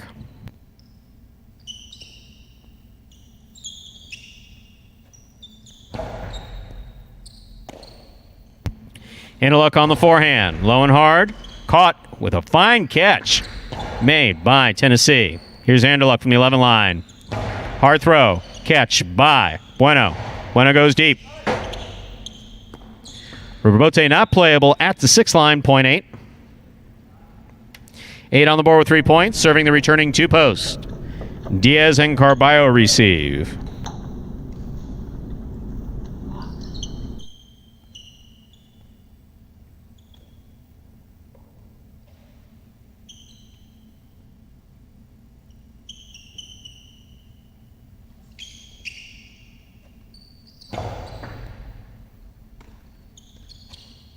Strong backhand by Carballo, right up the middle. Bueno makes a fine rebote save. Carballo, tricky catch on the left side. Big backhand caught by Tennessee. Catch on the forehand of Carballo. He looks. He throws it hard to the inside. Tennessee is there. Carballo. Catch. Karam does not open up. Bueno stops it on the forehand. Bueno's Karam will score, point 8. Straight points to a possible game point here for the purple shirts of post 8, Bueno and Tennessee. On the court trying to stop them, post 4, Aussier and Douglas.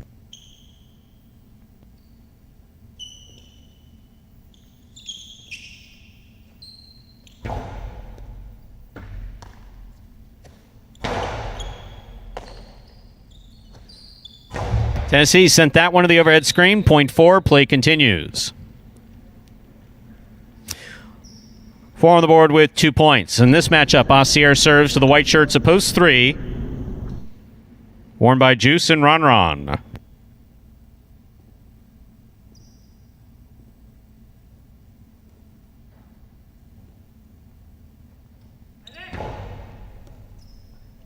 Ron Ron calls for the catch. Strong backhand. Douglas from the corner. Ron Ron from the corner. Douglas on the forehand at the 12 line. Long Karam rifled and scoring, point 4.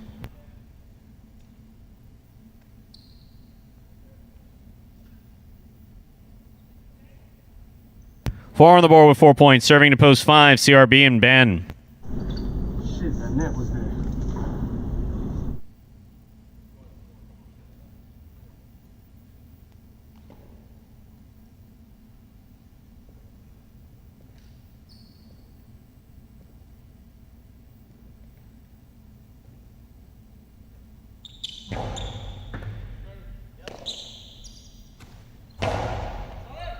Robote coming out. Robote left side to the outside, picked up by CRB. Backhand by CRB, caught by Douglas. Douglas with the costado to the inside. That will score, point 4. Possible game point for the green shirts of post 4, Aussier and Douglas. Trying to stop them, the yellow shirts of post 6, Jedden and Bragley.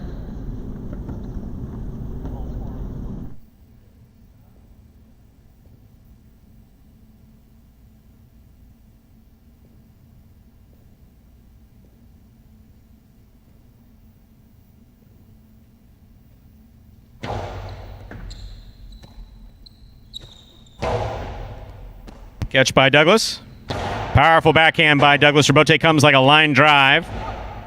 Douglas calls for the catch. Blasted from the forehand. Robote coming out. That's a tremendous Robote save by Jedden. He shows great control. Hard throw again by Douglas. Scoop attempt tipped away. Point and game to the green shirts of post 4, Aussier and Douglas.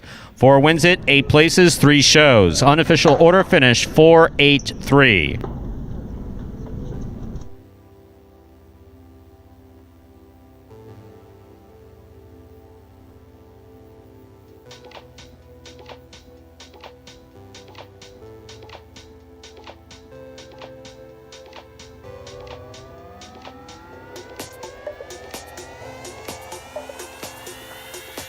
Results from our fifth game are official. Coming in first, post 4, Sierra and Douglas. Taking second, post 8, Bueno and Tennessee. Coming in third, post 3, Juice and Ron Ron. 4-8-3 is the official order of finish for game number 5. There are your prices from our fifth game. $2 quinella 4-8, $20.20. The trifecta 4-8-3. That's first, second, and third place finishing $180.60.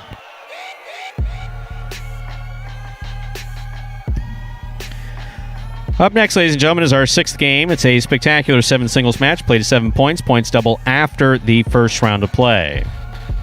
Game 6 will close out the early pick 3. Post time for Game 6, 7 minutes away. Good luck.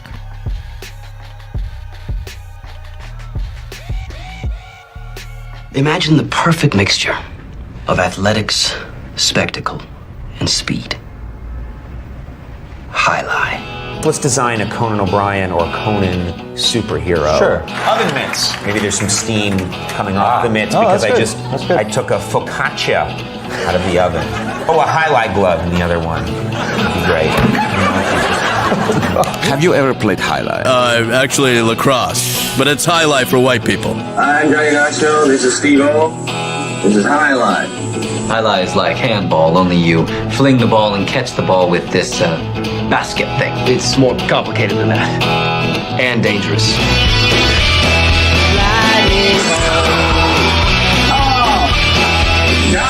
It's got the same fingerprint as baseball, only better. A special stadium called a fronton. And you can sit real close, which is a thrill because the ball goes 175 miles an hour. I can serve this pelota almost 200 miles an hour. Big whoop, that little squishy. Jesus, is this made of limestone? It's a dangerous game, amigo. It's called a cesta. It's made of reeds from the Pyrenees. And the ball is called a pelota. A lightning ball.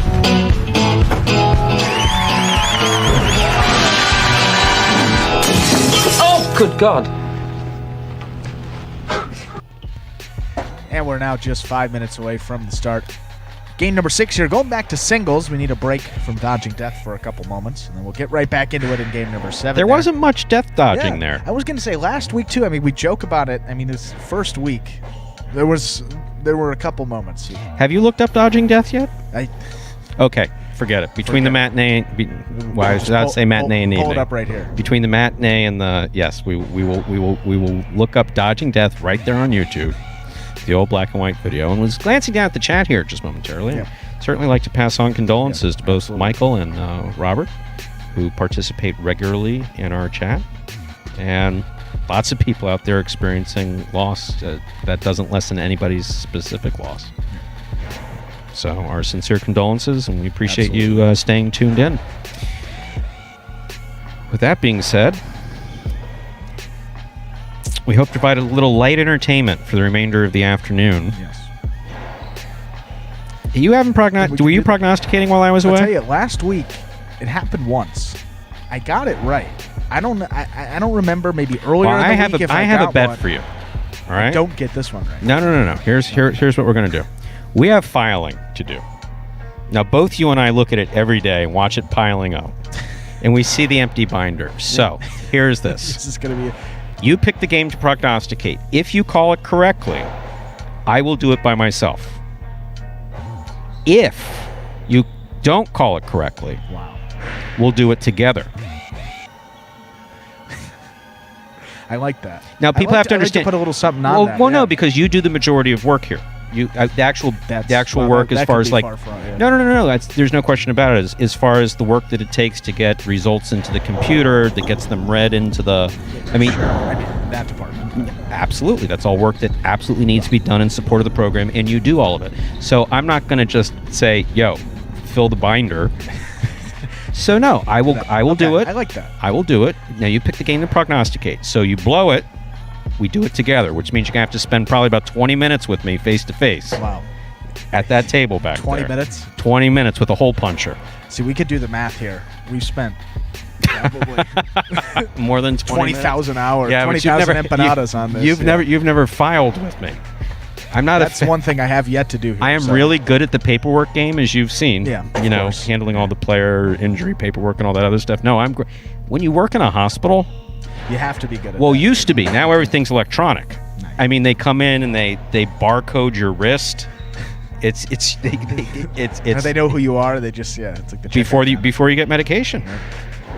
I'm not saying I have any recent experience with that, but I am saying that before they do anything, they keep zapping the little thingy on your wrist. It's like zap. It's like, oh yeah, this is you. Here you go. Here's your Benadryl. Here's your whatever it is. Yeah. So no, but it used to be all paperwork. So yeah, no, I'm good with paperwork, but I don't like doing it. Well, it's good to expand. You got to make yourself as valuable as possible. Learn to do that. That's one more thing. We'll take it. Well, you've been doing a good job, because what's going to happen is that pile's about to fall over. Well, that's the problem with it. It's in order now. And what we're talking about are all the handwritten results that back up all of the computer work. Yeah, so you see there's 5 pages per performance that we've had, and we haven't filed since August, July. The first half of the season? Yeah. The first so, half yeah, of the you can season. imagine that stack is getting up there for sure. Exactly. And what will happen is that if it falls, then we're going to have to go back and check page by page, and then it becomes a mess. Color by color? So I see that it's about to happen, and it's got to be done. I mean, I could just do it. I sit here for hours afterwards while they practice. But so you pick the game to prognosticate, whatever game. I was gonna look at the doubles game there, but there's a lot of pressure, and you know that those games are anyone can win those doubles games. Predictable as. And we have less than a minute to go till we begin Game 6. Yeah, those double stats, very interesting as well. We only have a minute till we get into Game 6, though, but we'll talk about those before Game number 7. 4th win there, though, for Ossier and Douglas. Didn't get any last week in the win column in their first appearance here. 4 total wins for them. They are tied with the team who was idle in that 5th game there. That was El Barba and Kubala. They won 3 games last week, stormed up into a solo lead. They had the whole week to think about that lead, didn't get that first game, so you know they're going to be eager now that they're tied for the lead. Coming up in their first appearance in game number 7, but we'll give you the full rundown before the start of that 7th game because we got some singles action before we get back to doubles. Time to play Game 6. It's a spectacular 7 singles match, played to 7 points. Points will double after the first round of play. Game 6 will close out this performance's early pick 3. You better say the early pick 3 in this performance. Serving in the red shirt of post 1 is Ikeda. Receiving in the blue of post 2 is Carballo.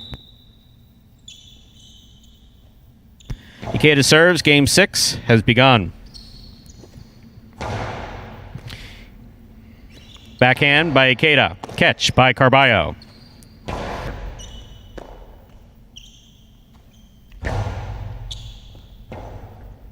Rebote forehand by Carballo hits the overhead screen, point 1. 1 first up on the board in our 6th game. That'll bring to the court the white shirt of post 3, worn by Ron.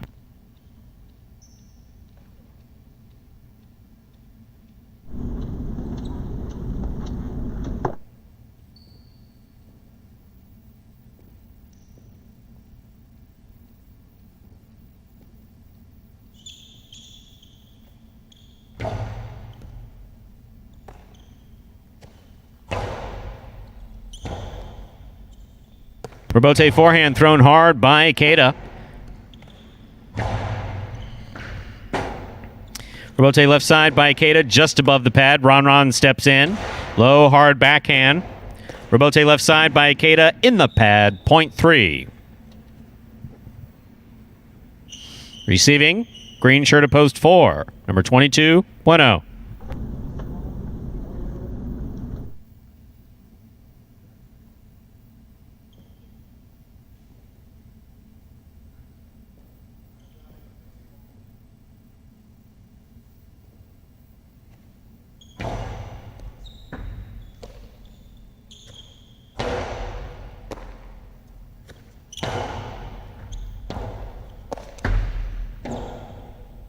Good catch by Ron. Powerful forehand. Scoop attempt missed. Point 3. Well thrown by Ron. Ron's on the board with 2 points. He serves with the black shirt of post 5, worn by Douglas.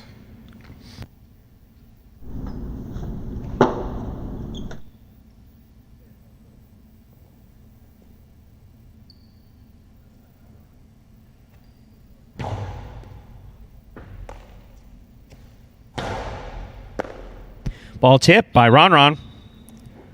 Point 5. Now receiving, yellow shirt of post 6, Kubala.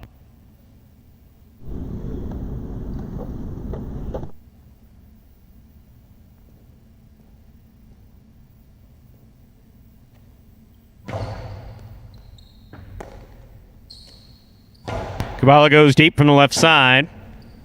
Robote forehand by Douglas. Catch. 0.5. That'll bring to the court. Pink shirt at post 7, worn by Bragley.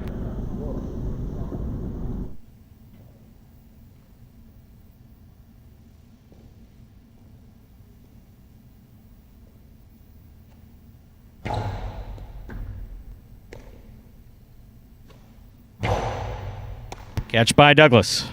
Backhand by Douglas.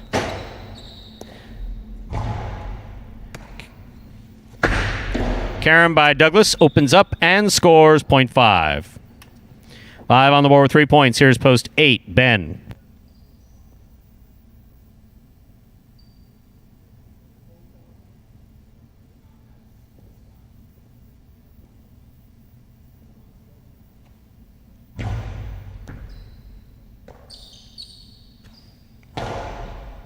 Catch by Douglas at the 8 line. Backhand clears the overhead screen.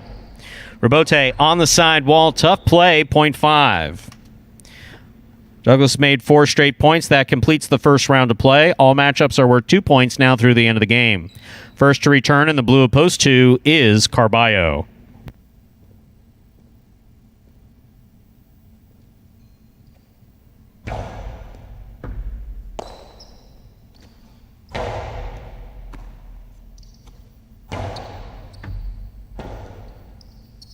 Robote forehand by Carballo. Catch by Douglas.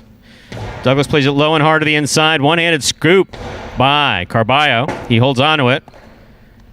Robote to the inside. Carballo at the sidewall with a hop. Throws at Karam. Does not open up. Douglas catches it. That motion and trying to catch it really just bats it away. Got to line it up. Catch it. 0.5. Straight points to a possible game point for Douglas in the black shirt at post 5. Trying to stop him. The red shirt at post 1, Ikeda.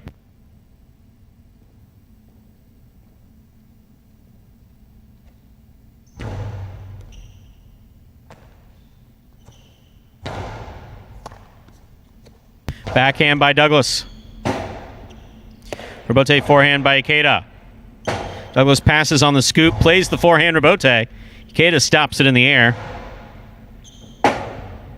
Robote forehand by Douglas. Ikeda sets up. Forehand Robote by Ikeda. Douglas from the 9 line. Wow. Everything all right? 0.1. 1 on the board with 3 points as play continues. Here's post 4. Bueno.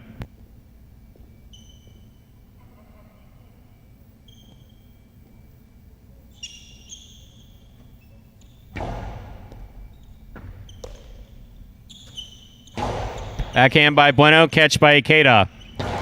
Hard throw by Ikeda, catch by Bueno.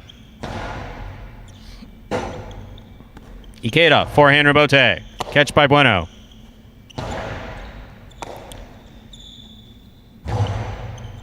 Bueno should have gone for it on the left, but picked it up on the right.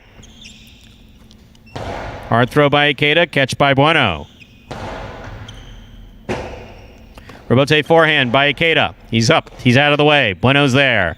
Outside placement by Bueno. Stopped on the forehand of Ikeda. Ikeda from the right side. What a catch by Bueno. That was beautiful. Excellent Robote save by Ikeda. Bueno's there. Hard throw by Ikeda. Catch by Bueno. Bueno winds up. 2-all. Lands out. A well-play point otherwise by Ikeda and Bueno. Point goes to the 1. Possible game point for the red shirt of post 1, Ikeda. Trying to stop him. Post 3, the white shirt, Ron.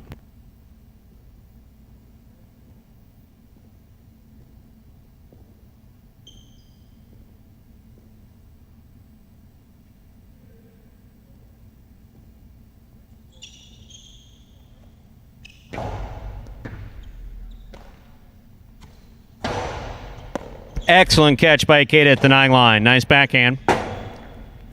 Robote left side. Catch by Ikeda. Low and hard to the inside. Ron on the Robote. That caught the overhead screen, or rail in the overhead screen. That is point and game to the red shirt at post 1. Ikeda, no playoff here. 5 places, 3 shows. Unofficial order finish 1-5-3.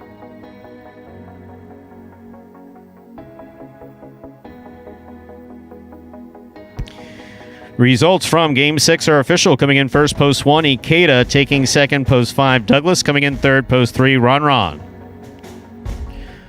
We'll have your prices up here in just a moment. Yeah, that ball needs to be, with respect to that Douglas miss, the ball, you catch it, you have to stop it and have control of it in the cesta. If it's rolling around at all, not bobbling now.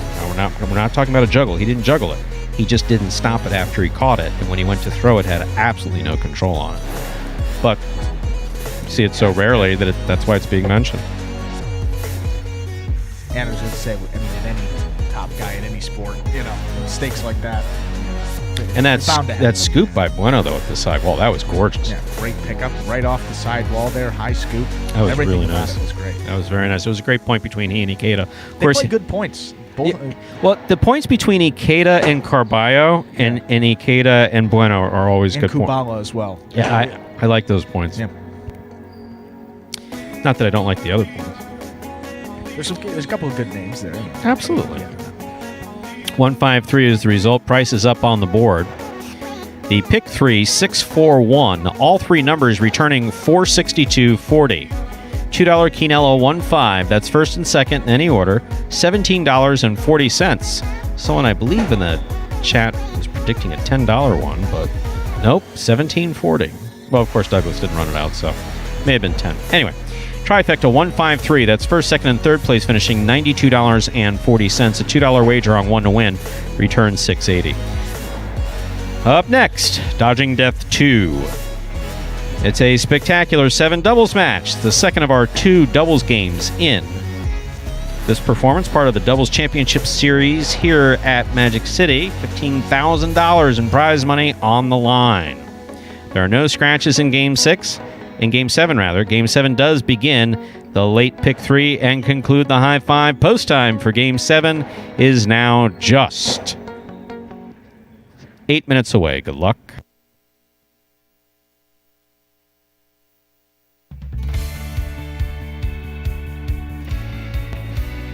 And we're going to see here in a moment if we have anybody still alive for that high 5. Moment of truth. 3, 2, 1. Oh, yeah. My. How about that? Oh, someone gets Scott on the phone. 2, 3, 4, 5, and 6. All alive. Yes, and if anybody wants to know why we constantly mention Scott's name with respect to that, whether it's here or the casino I saw some crazy jackpots coming out of those slot machines posted or something like that, like $20,000, some crazy. Scott pays them all himself. He does. All of them. He does. Walks into the vault. Player contract negotiations. There's not much to those though, since everybody makes the same. So this is what it's going to be. Yeah. Okay. Yeah. You like to play high line? This is how it is. The announcing, for instance, and that's why, for the first 2 years, I dealt with those 2 idiots that I was dealing with as far as agents. But no, like I said at the beginning, it was a fantastic meeting, one-on-one with Scott. He asked me why I needed representation. That was crazy. He said, "Talk to me." Just talk, which is what you did. That's how you wound up making like $22,000 more than me a year. And that company car, I mean, yeah, I didn't get any of that, but there's always hope for next year. I got to tell that to the person I'm trying to rent from. She hit me with is that a weekly salary or every 2 weeks? That was brutal. Seriously? Seriously. She hit me with that line. I was like, wow. Lady, have you seen the economy? It's like you're going to get paid every month. You seriously? Jeeves is going to cover the rest of it. Yeah, exactly. You're in a position to turn business away right now. Hello. That was funny. I was like, God. I mean, if I wasn't in the market, I would have been turned off. So how wide is the oceanfront view that you're looking at? Just out of curiosity, how much beach? I know there's nothing between your view and the beach. That I know. beach view. Well, I'll tell you, this one, it's got a nice view of another apartment there. It's very secluded. I like that. I'm not thinking of the beach view. They don't need to have a beach view. I like it to be private. You sit out there, nice breeze. Well, when you're on Fisher Island, it doesn't make a difference if you're looking at someone else's apartment. Either one is nice. Yes, let's have a view of an island, of Fisher Island. For those of you not familiar with Fisher Island, Google Earth it. You'll see what we're talking about. Google Earth it. It's a ridiculously nice zip code. No, very nice. Well, we got just about 4 minutes till we get into game number 7 here, second of 2 doubles games. And that'll be coming up here in just about 4 minutes. Daily Fantasy Highlight on prizepicks.com. Sign up with the referral code HIGH, that's J-A-I, to get a special first-time deposit match. Just pick over or under. It's as simple as that. There's no salary cap or draft, only the lines. It's Daily Fantasy Sports, simplified at prizepicks.com. And folks, sign up at PrizePicks, one of the players in daily fantasy sports. A little bit different than some other sites that you may be familiar with. PrizePicks, they set fantasy projections for each of their players, and all you have to do, it's pretty simple there. So you pick over or under. Even you can, you're not a gambler, but even you look at a number and you say, is he going to go over or is he going to go under? Very simple. I get it. It's easy enough that even I could figure it out, but I'm still not doing it. You can do the Geico So Easy a Caveman can do it. So Easy Stu could do the highlight, Daily Fantasy Highlight. So easy. All right, next time you got a question about technique, go ask JR. I'm not answering it. Wise ass. Aren't you glad to be back, Stu? Yes. Really? Yeah. No. Yes. It's a big, ugly, dangerous world out there. It really is. And if I were in the Caribbean, probably not. But I wasn't, and it's good to be back. Yeah, certainly. Well, we said we'd update you on those double standings here with a couple more minutes to that 7th game. Why don't we do just that for the folks there, Stu? Doubles tournament number 2. Overall standings here. We're into week number 3. And I think we only got 4 weeks left after this one here. So a quick little doubles tournament. It's going to be 7 total weeks. Osier and Douglas got that win in the first game, so they are now tied with El Barba and Kubala. Those teams in the lead at 4 wins each. Then we got a 3-way tie at 3rd place. All these teams at 3 wins. That's how logjam this leaderboard is. You got Cool Fitness and Ikeda at 3, Diaz and Carballo, Jedden and Bradley. Then you have 3 more teams at 2 wins. That's Bueno and Tennessee, CRB and Ben, Juice and Ron, and only 1 team with just 1 win. But everyone on the board at this juncture of the tournament, though, and that's Vuelo and Andrew Luck. And they've played a couple less games than some of those other teams. If you were with us last week, know that Andrew Luck was scratched over the weekend there, so a couple less games for them, see if they can add to that total. But you see there that leaderboard up and down, every team pretty much still in this race there, and a far cry from what we saw in that first doubles tournament where it was really kind of a runaway for Douglas and Lamonte, and only maybe 1 or 2 teams are really vying for that 2nd place spot. It ended up being overtaken there by Juice and Carballo. So that was a good race for 2nd place, but here it's going to be a good race for 1st, 2nd, all that $15,000 in bonus money. Probably going to come down, got to venture to guess it, certainly to that last week, maybe even the last doubles game of this whole tournament. So that's going to be awesome to see coming down the stretch. These games have already been great, and they're just going to keep getting better as there's more and more on the line. And if it's that close, I'm pushing to move it to the end of the performance on the last day and make it a 9-point game. I'm going to hold out. And if I get turned down, I may screw up the program accidentally on the last day of the. 7? You hit the 9 on accident. We can control the scoring. All right. Now let's see. 2nd doubles game of the day here. Let's get back into the action. Good luck. Time to begin our 7th game. It's a spectacular 7. Doubles match. Played to 7 points. Points double after the first round of play. Serving in the red shirt of post 1 is CRB. In our first matchup, CRB will serve to the blue shirts at post 2 worn by Jedden and Bradley.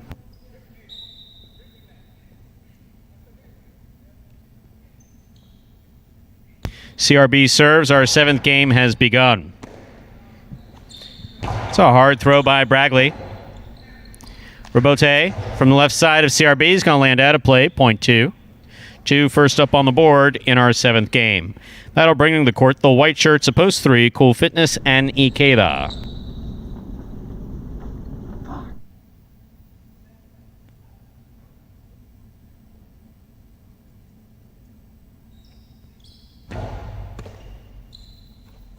Strong backhand by Cool Fitness, who picked the serve. Ikeda on the catch. Hard throw to the inside. Robote coming out. Robote left side by Jedden. Nicely played. Ikeda low to the inside. Bragley over the top. Ikeda makes a difficult catch at the 9 line. Back to the inside he goes. Right on the wall. Bragley's there. Catch by Ikeda. Point 3.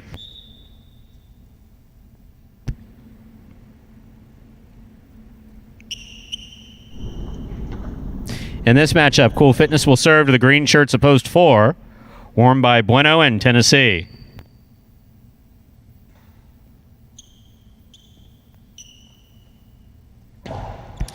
That serve was hooked and is short.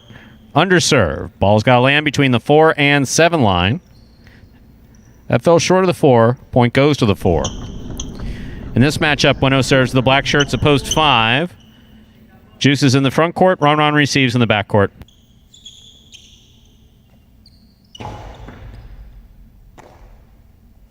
Powerful backhand throw by Ron. Ron again on the left side. Robote forehand save by Bueno. Catch by Ron. Ron again. Nice backhand. Point 4.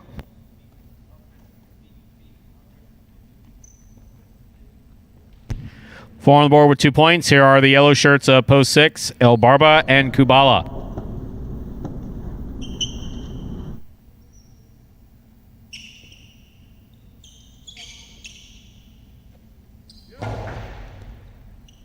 Kubala from the left side. Robote by Bueno. It's a 2-all. El Barba stops it. Soft touch on the Cortada will score. That was beautifully thrown by El Barba right there. Point 6. Pink shirts of post 7 are receiving the team of Diaz and Carballo.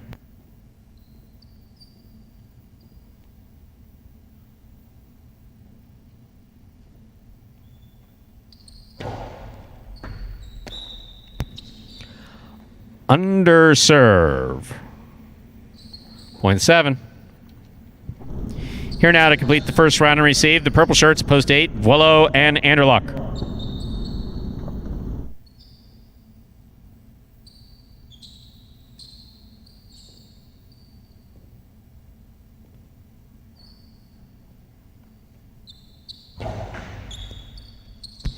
Anderluck opens up on the right side. Carballo takes it in the air. Catch by Anderluck. Carballo from the 12 line. Picava.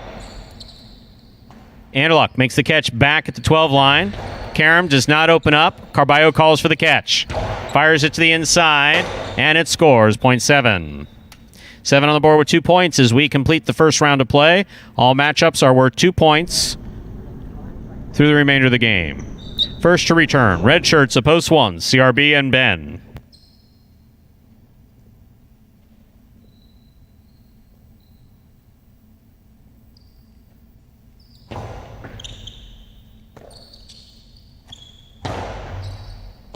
Good catch by Carballo. Carballo comes back from the right side.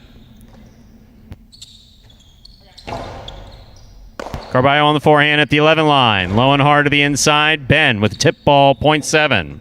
7's on the board with 4 points. In this matchup, Diaz serves to the blue shirts of post 2, worn by Jedden and Bragley.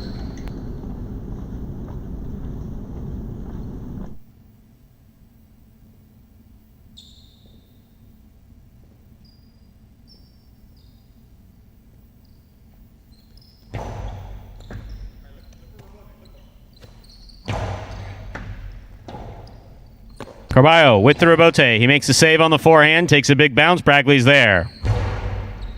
Carballo with a tremendous catch on the left side. Backhand to the outside. That rebote is not played. Point 7. Possible game point here for the pink shirts of post 7, Diaz and Carballo. Trying to stop them. Team of Cool Fitness and Ikeda.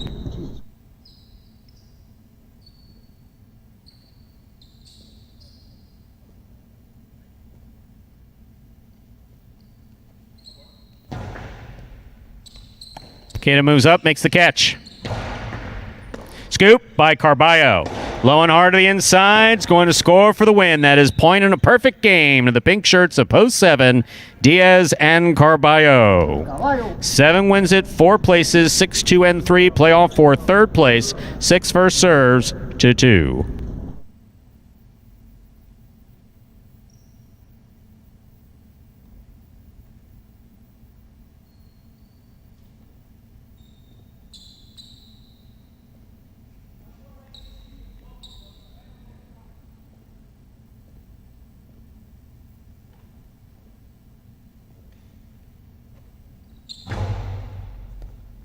Overserve. Possible show point for Post 2. Jedden and Bragley trying to stop them. Cool Fitness and Ikeda.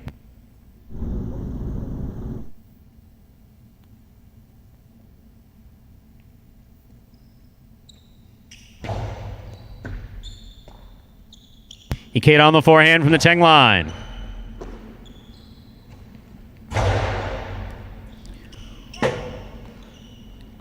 Good effort to make a difficult rebote, but that is point and show to Post 2. Jedden and Bragley. 7-4-2, unofficial order finish for Game 7.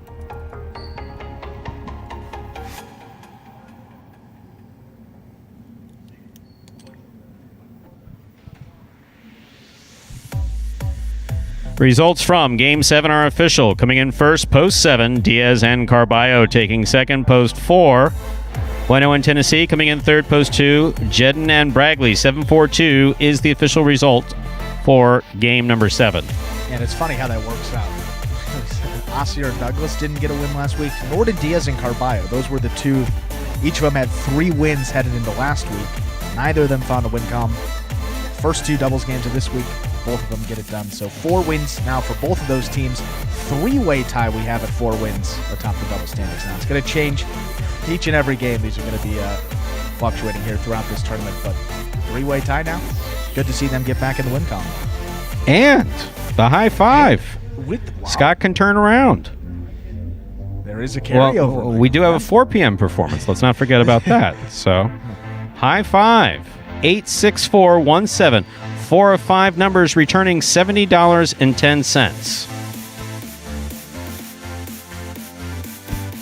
$2 Quinella 4-7. That's first and second in any order. 41.60. Trifecta 742. 297.60. That's first, second, third place finishing. There's a consolation in the place pool.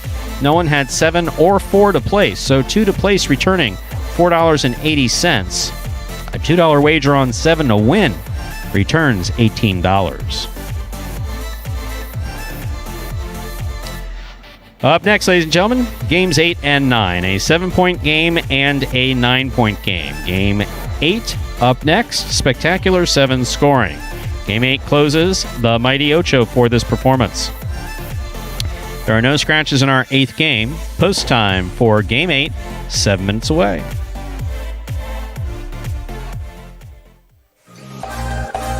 I know I'm better at singles. I have more success in singles, but I learn more from doubles. I walk away with a lot more life lessons, and they stick with me, I'm telling you, late into the night, and those lessons they've stuck with me. Doubles it's kind of like, what do you want and what do you need? Playing doubles, you're definitely having to trust on each other. You're trying to rely on each other, and it's just a lot like a marriage. It's compromise. It's days where you're like, wow, this person's crazy, but maybe you can't express that. You can't tell them that. You got to tell them, hey, I'm with you. I'm gonna stick by you. You know, I got your back. You know, no worries. Even though maybe in your head you're like, what was this person thinking? You know, like they say, as iron sharpens iron, so friend sharpens friend. And that's what you find in doubles. You find that, you know, you and your partner, you make each other better. And it's hard, but you walk out a better person.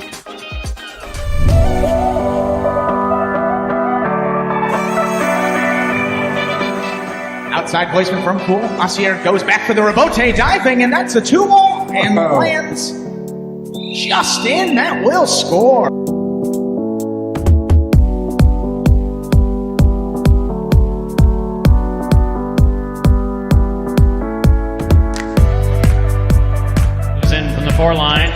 Outside placement stopped by Willow. Willow plays it back. Bueno, what a rebote save on the left side.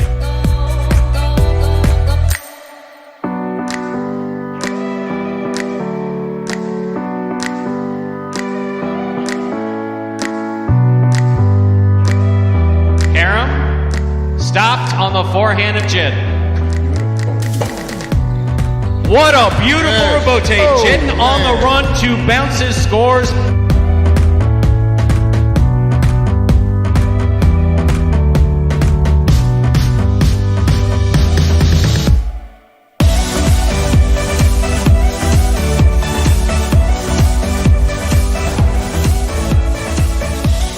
Back to the inside, Carballo goes. Douglas with the blind save. Just lobbed it up under his arm. Man.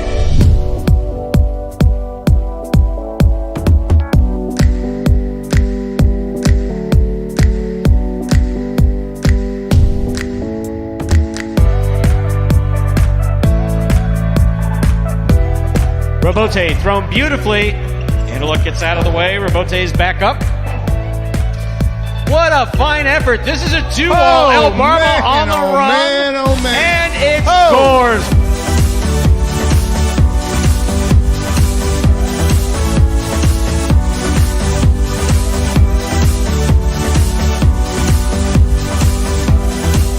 Carballo picks the serve. Here's the reverse. That is a diving save by CRB.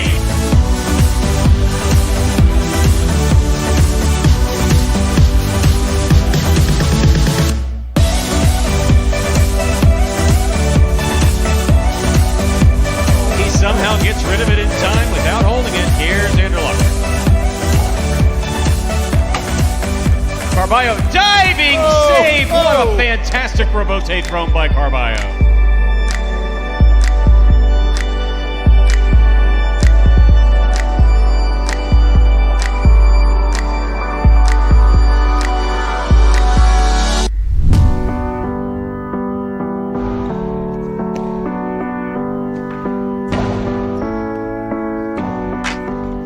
Diving save, it's up, it's in, it scores.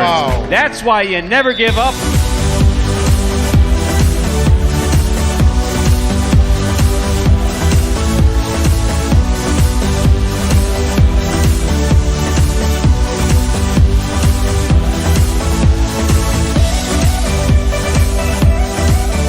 Big left side, takes an interesting hop, goes to the outside. There's Douglas. First play back to the inside, high bouncer. Carballo waits for it. Wow. Unbelievable rebote save.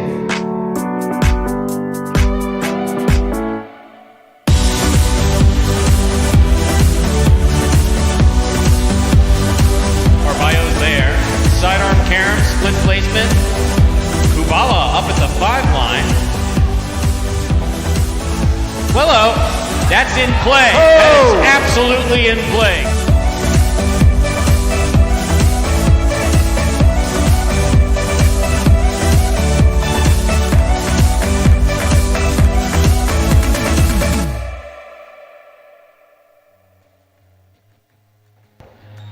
And folks, there were the top 10 rebotes from last season here at Magic City. Takes us now less than a minute till we get into game number 8. Game 8 final spectacular 7 singles match. We got that superfecta 9.1 to close it out coming up in game 9. And that first feature singles game went to Ikeda there. Douglas and Ron both on the board and in the money, so probably pushing to get back in the win column for them. You see 20 games separates those two.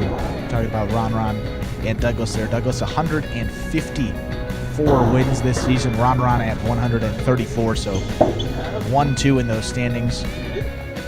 No one's probably going to crack either of them and surpass them at any point here this season. 1-2, we'll see if they can get on the board here. Game 8 right now. Time to begin game number 8. It's a spectacular 7 singles match, played to 7 points. Points double after the first round of play. Serving in the red shirt at post 1 is Ben. Receiving in the blue at post 2 is Ron.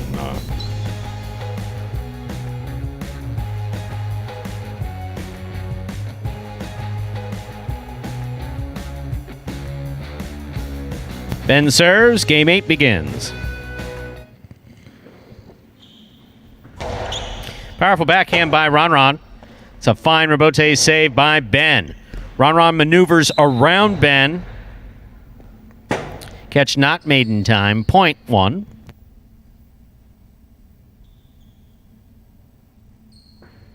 Ben first up on the board in game 8. That'll bring to the court the white shirt of post 3, Anderluck.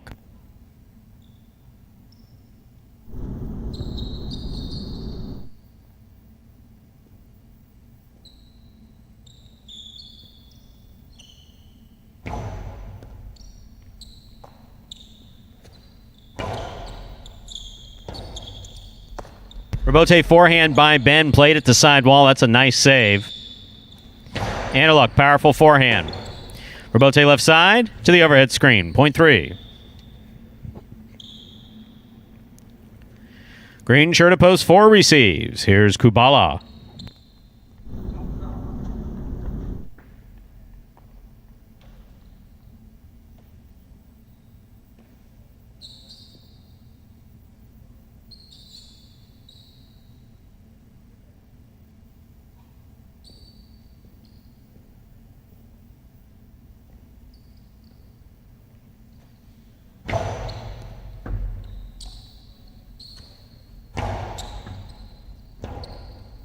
Rebote forehand by Anderluck.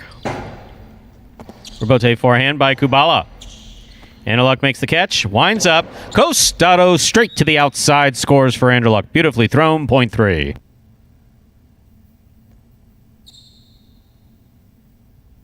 Anderluck on the board with 2 points. Here's post 5, the black shirt receiving, Jedden.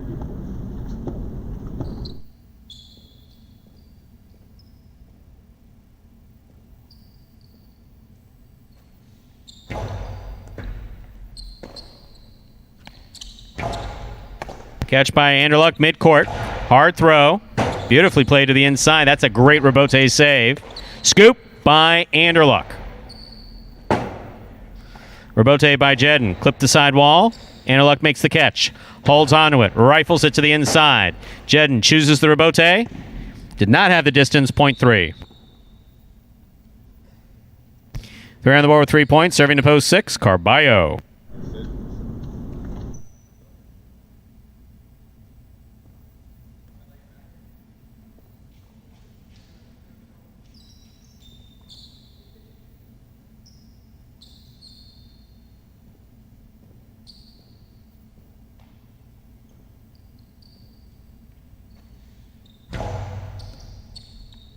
It's an excellent serve by Anderluck. Right into the corner. Carballo makes the nice return on the left side. Karam well thrown. That is absolutely in play. Get back on your feet. God. Get back in play. And it scores. Wow.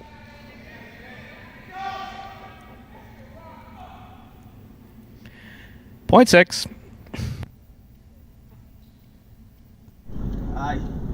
Here is the pink shirt of post 7, Douglas.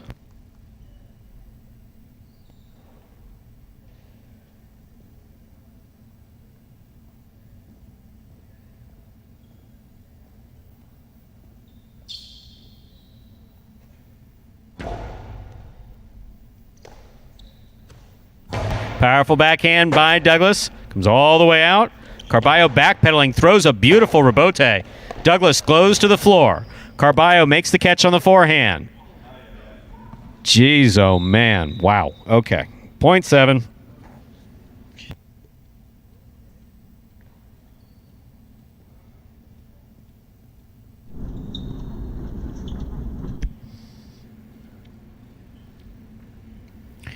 Here now to complete the first round and receive, wearing the purple shirt of post 8 is Ikeda.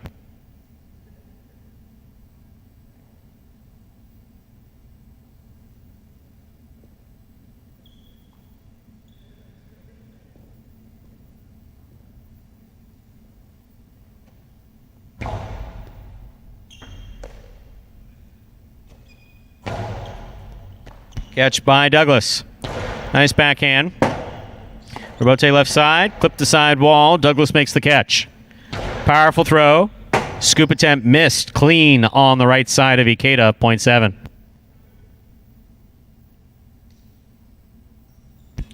That completes the first round of play. All matchups are worth 2 points now through the end of the game. First to return in the blue of post 2, Ron.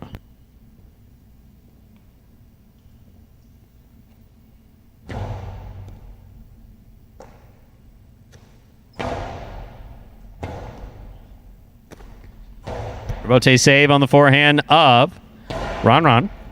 The return scores point 2. Here's post 1, Ben.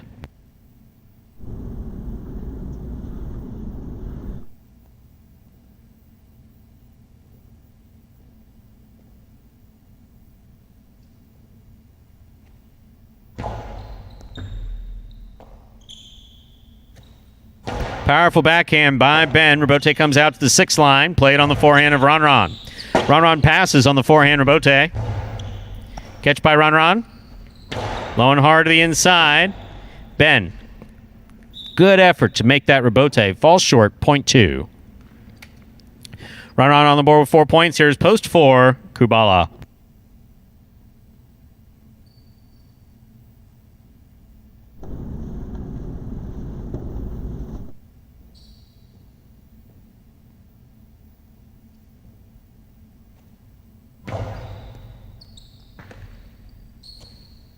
Kubala, strong on the left side.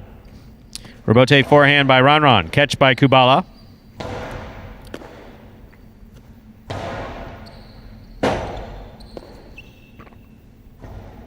Point 2. Possible game point for the blue shirt at post 2, Ron.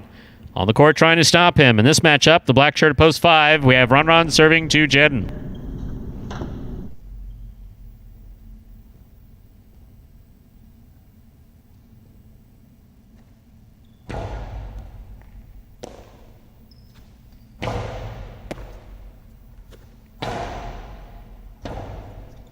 Rebote left side, fired, but fired too low. Point and game to post 2, Ron.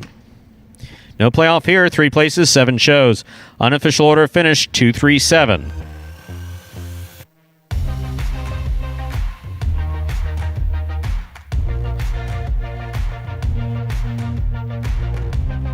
Results from game 8 are official. Coming in first, post 2, Ron. Taking second, post 3, Andreluk. Coming in third, post 7, Douglas. 2-3-7 is the official order finish for Game 8.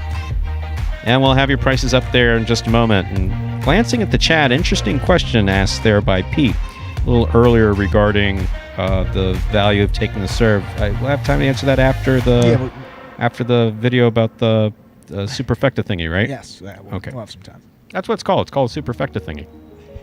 That's its official name. That's the Basque translation. Rough translation. Rough translation from the Basque, meaning superfecta thingy. $2 quinella, 2-3, $32.20. That's first and second in any order. The trifecta, 2-3-7. First, second, and third place finishing $98. The Mighty Ocho, 158, 64, 172. 5 of 8 numbers returning $22.80. A $2 wager on 2 to win, returning $8.60. Up next is the 9th and final game of this first performance. It's a spectacular 9 superfecta match. Played to 9 points. Points double after the first round of play. There are no scratches. Post time for game 9 is now 7 minutes away. Good luck. And as Stu was saying, it is that superfecta 9-point singles match going up to 9 points as opposed to 7. For any other slight variations to those rules that you've seen from those spectacular 7 ones, we got a video that's going to explain in full detail to clear up any confusion there. That's spectacular 9 scoring. Take a look.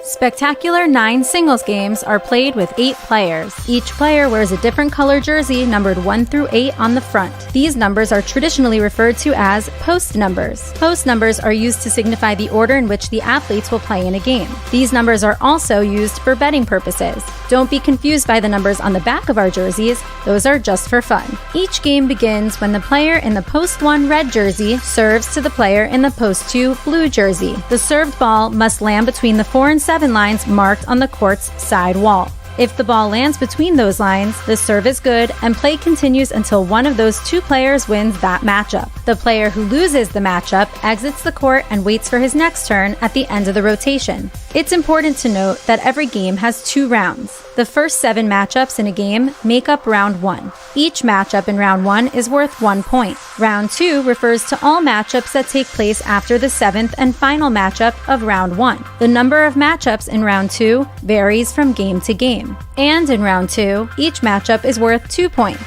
The first player to earn 9 points wins the game. And that takes us to just about 4 minutes till that 9th game now. And yeah, we do have a couple extra minutes too. We can answer that question Pete was asking about when to take the serve, picking the serve in those doubles games. Yeah, well, sorry, that goes without saying. That was stupid of me to say. So in traditional highlight, from the beginnings of highlight through roughly 1973, you don't have much picking of the serve. You have some picking of the serve. Or if you do, you have it being thrown back low and hard or into the chick-chack or chul or whatever. Yeah. Then Joey comes along. One of the things that made Joey wasn't just the fact that he was a tremendous athlete, a great ambassador of the sport, a fantastic player, was the fact that he was very fond of picking that serve and throwing a 2-all kill shot from the costado. Now, when you're on a 176 feet quarter, let's say you're in Mexico City or Guernico, one of the tremendous courts, if you can take that serve as a front quarter in doubles and throw a 2-all, that cuts. And by cut, so you throw it into the sidewall, it hits the front wall, and it hits the floor about the 2 or 3 line and goes right out to the screen. The front quarter who's just served has to make it all the way down the court out there and stop it. So there's an advantage. However, here at Magic City, we're 120 feet. That brings up an interesting question. It's a risky shot. Can you throw it so well? I'll answer that now, no. None of our guys can throw it so well that they're going to catch any one of these other front quarters, because it's one thing, all the Magic City guys are great athletes. Everyone here has tremendous foot speed. Some better than others. Some are lightning fast. So are you going to pick a serve and throw a 2-all that's going to... No. Now, one thing that will work here, Diaz has done it, is you pick it and you throw a good dejada. You throw a good drop shot to the inside. Theoretically, in traditional highlight, that's the back quarter's responsibility to get to. The front quarter serves and covers the outside. The back quarter covers the dejada on the inside. We've obviously trained them that way, but we get it. There's a little confusion with that.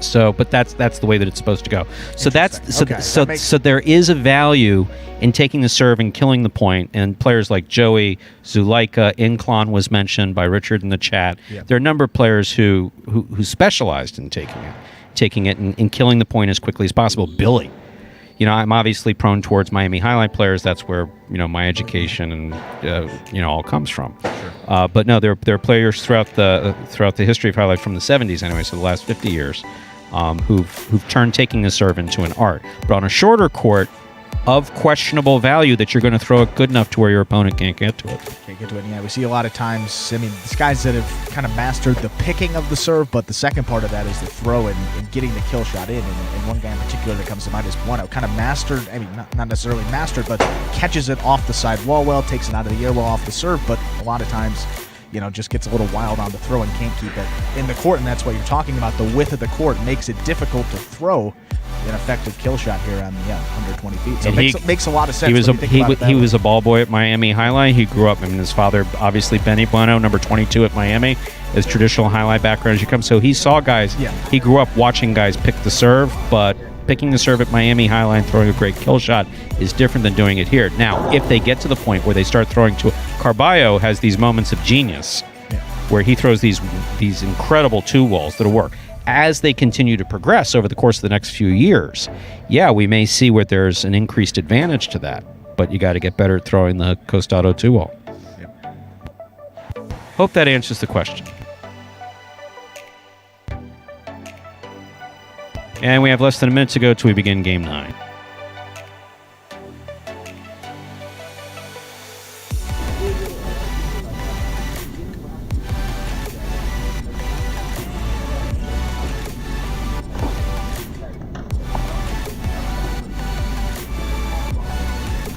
This is our 9th and final game of the matinee performance, a spectacular 9 superfecta match. Serving in the red shirt of post 1, Ikeda. Receiving blue of post 2, Douglas. There's the serve. We begin game 9.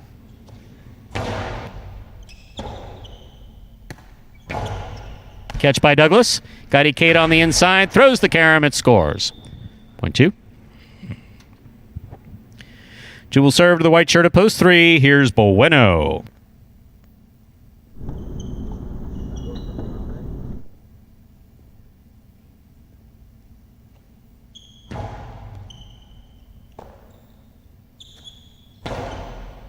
Excellent catch by Douglas at the 9 line. Hard backhand.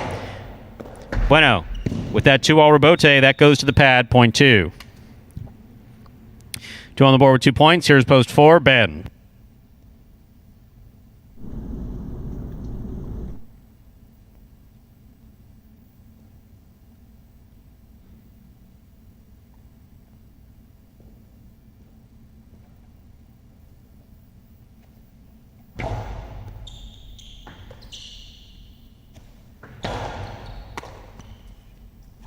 Fake carom, play to the inside. That's a good fake by Douglas. The rebote hits the pad. Point 2.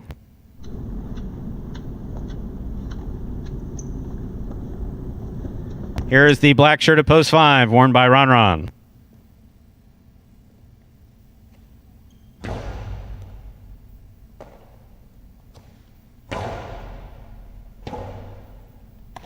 Forehand rebote by Douglas. Scoop attempt missed by Ron. Point 2. 2 on the board with 4 points. Here's post 6, Carballo.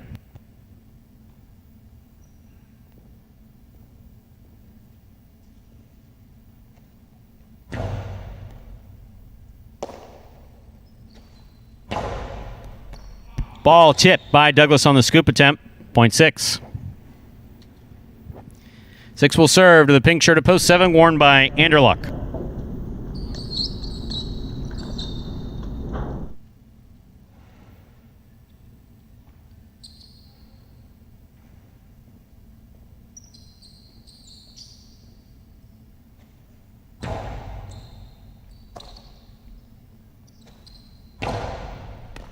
Ball tipped by Carballo on the left side. Point 7. In this matchup, Anderluck will serve to the purple shirt of post 8, Kubala.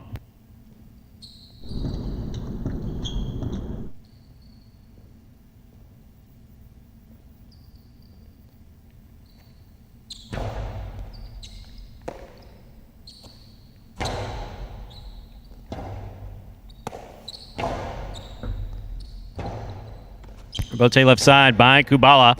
Catch by Anderluck at the 9 line. He cocks. Picada, the big bounce.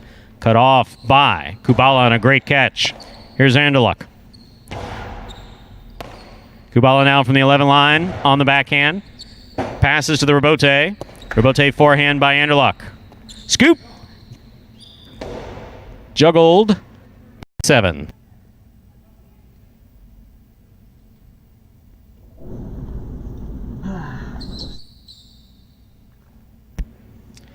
That completes the first round of play. All matchups are worth 2 points now through the end of the game.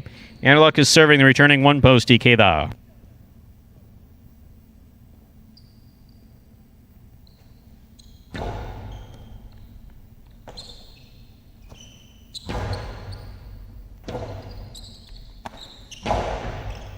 Ikeda on the forehand from the 11 line.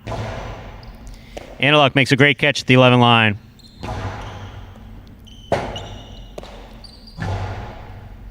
That ball's off the court, point 7. Anderluck on the board with 4 points, serving the returning 3 post, Bueno.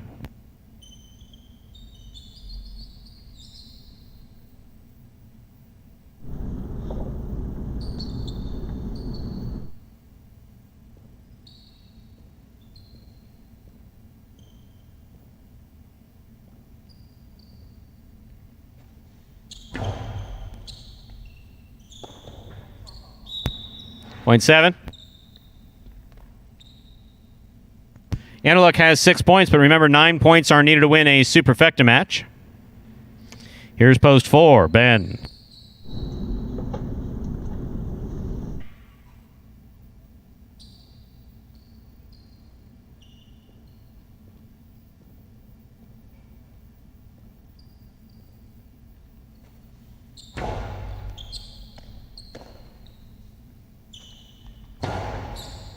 Excellent catch by Anderluck at the 7 line.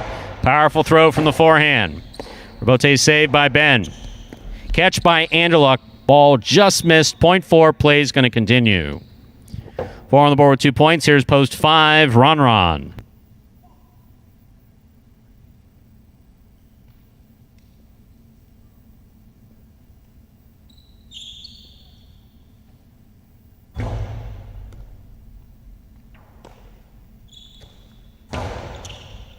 Excellent catch by Ben with a big leap. Backhand by Ron. Ben went for it again. That time he tipped it. Point 5. 5 on the board with 2 points. Serving to post 2, Douglas.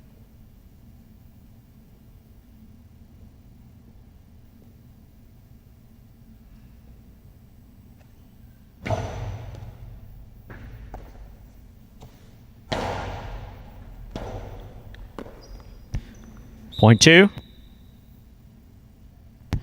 6 points for Douglas. However, 9 points needed to win a superfecta game. Here's post 6, Carballo.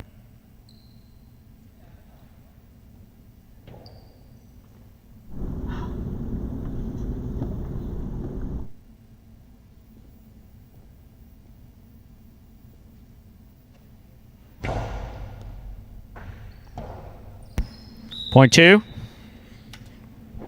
Possible game point for the blue shirts at post 2. Douglas trying to stop him. Post 8, Kubala.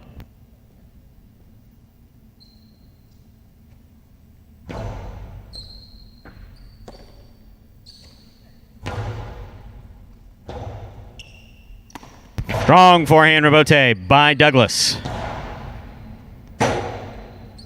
Robote left side is a 2-all, and it's out of play.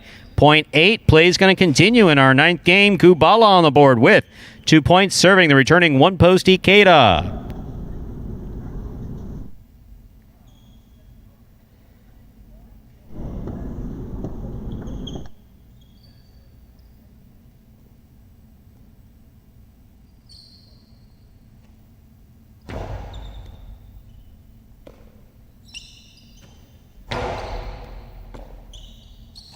Backhand by Kubala.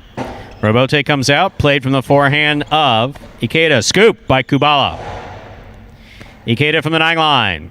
Forehand to the inside. Catch by Kubala. Kubala goes deep. Robote forehand by Ikeda. Robote left side by Kubala. Ikeda way up in the front court. Fires it low and hard to score. Point 1. 1 on the board with 2 points. Here's post 3, Bueno.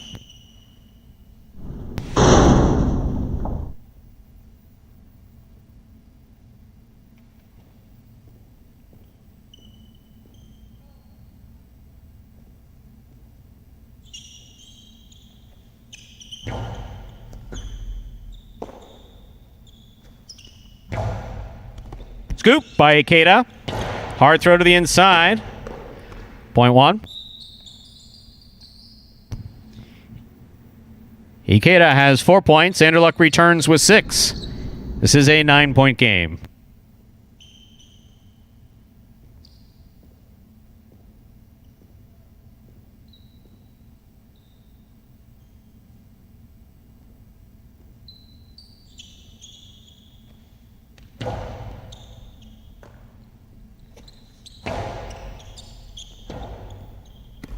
Robote forehand by Ikeda. Catch by Anderluck. He goes deep. Robote forehand save by Ikeda. Anderluck, great catch at the 8 line. Anderluck, another fine catch. Hard throw, low and inside. Catch by Ikeda. Ball tipped on the forehand of Anderluck. Point 1.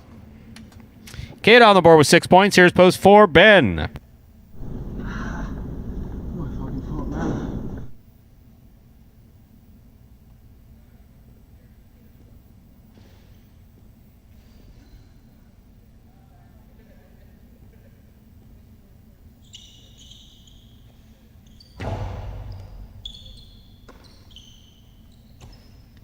Powerful backhand by Ben. Good catch by Ikeda. Ben from the 10 line. Powerful forehand by Ikeda. Scores, point 1. Straight points to a possible game point here for post 1. Ikeda trying to stop him. Ron.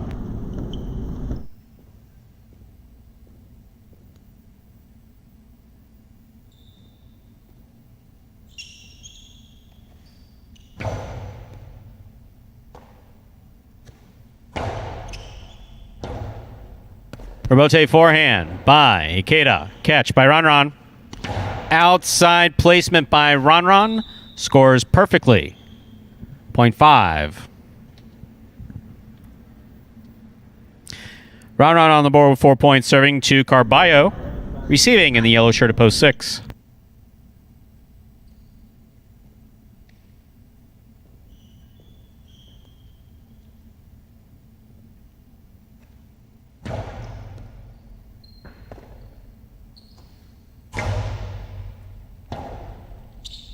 Robote forehand by Ron.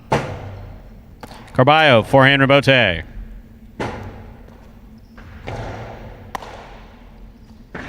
Two all to the pad, point 5. 5 on the board with 6 points, returning with possible game point, post 2, Douglas.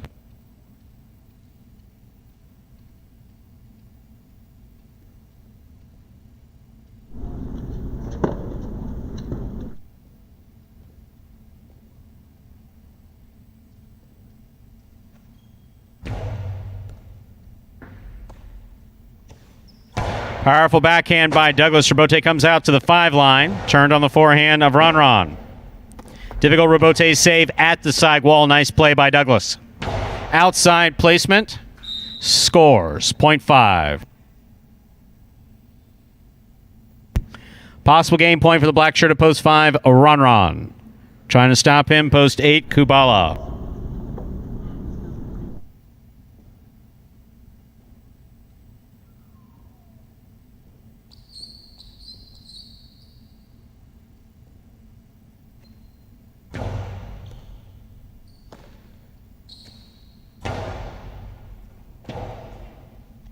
Robote left side by Ron. Catch by Kubala.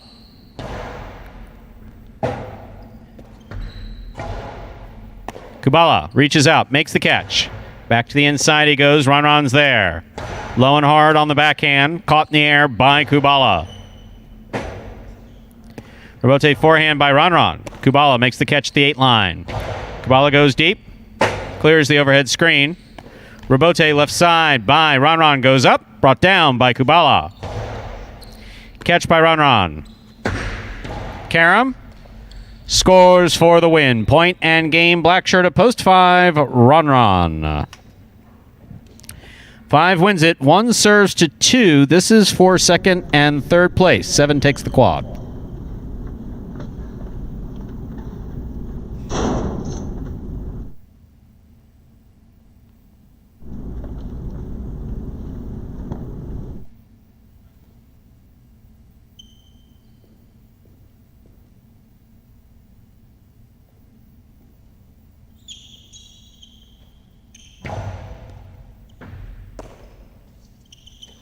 Powerful forehand by Douglas. Robote left side. It's a 2-all. It's out of play. Point in a second place finish to post 2 Douglas. Ikeda takes third. Anderluck takes the quad. 5-2, 1-7. Unofficial order finish for game 9.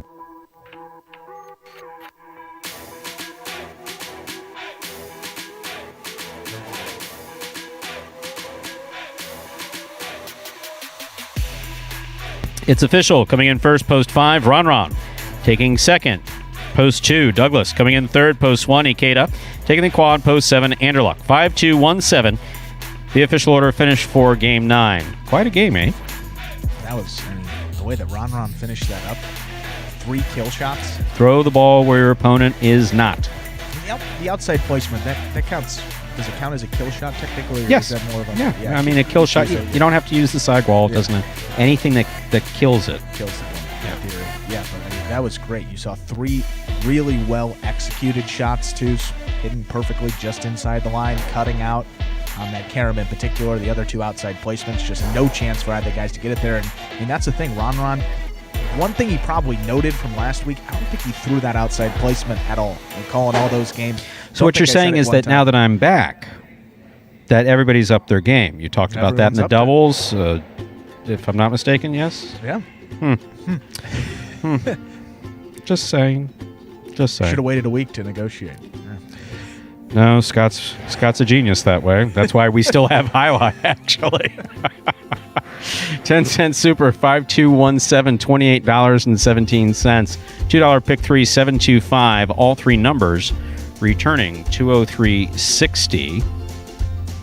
$2 Quinella 25, $8.60. That's that Ron Douglas combination. $2 trifecta, 521, $85.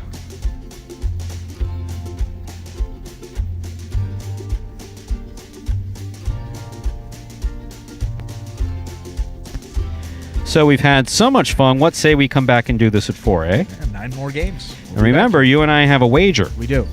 We do have a wager because that filing. Because what's going to happen is you're going to pile paper. You're going to pile one set, and it's all going to come tumbling down. And that's when the computer's going to crash. I'm going to have to go back to the source material to recreate it. Yeah, that would be. That's going to be a mess. That would be just. You have to get this one in here. I forgot to pick the doubles game, so we've got to get it in this performance. We'll do that.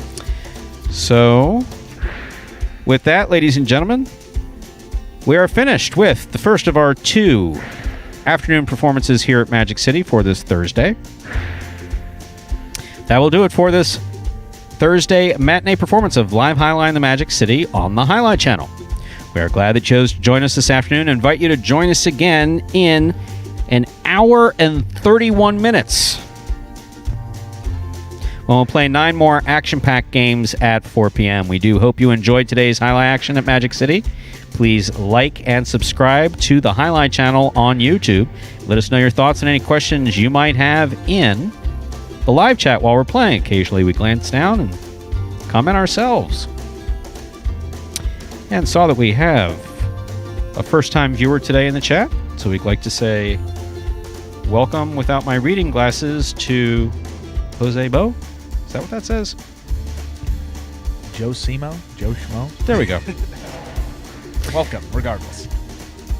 Always good to see new folks taking advantage of all that we have to offer here at Magic City. On behalf of the players, staff, and management of Magic City Jai-Alai, we thank you for joining us today and hope you'll join us again at 4 p.m. So goodbye till we can see you back here at Magic City Jai-Alai.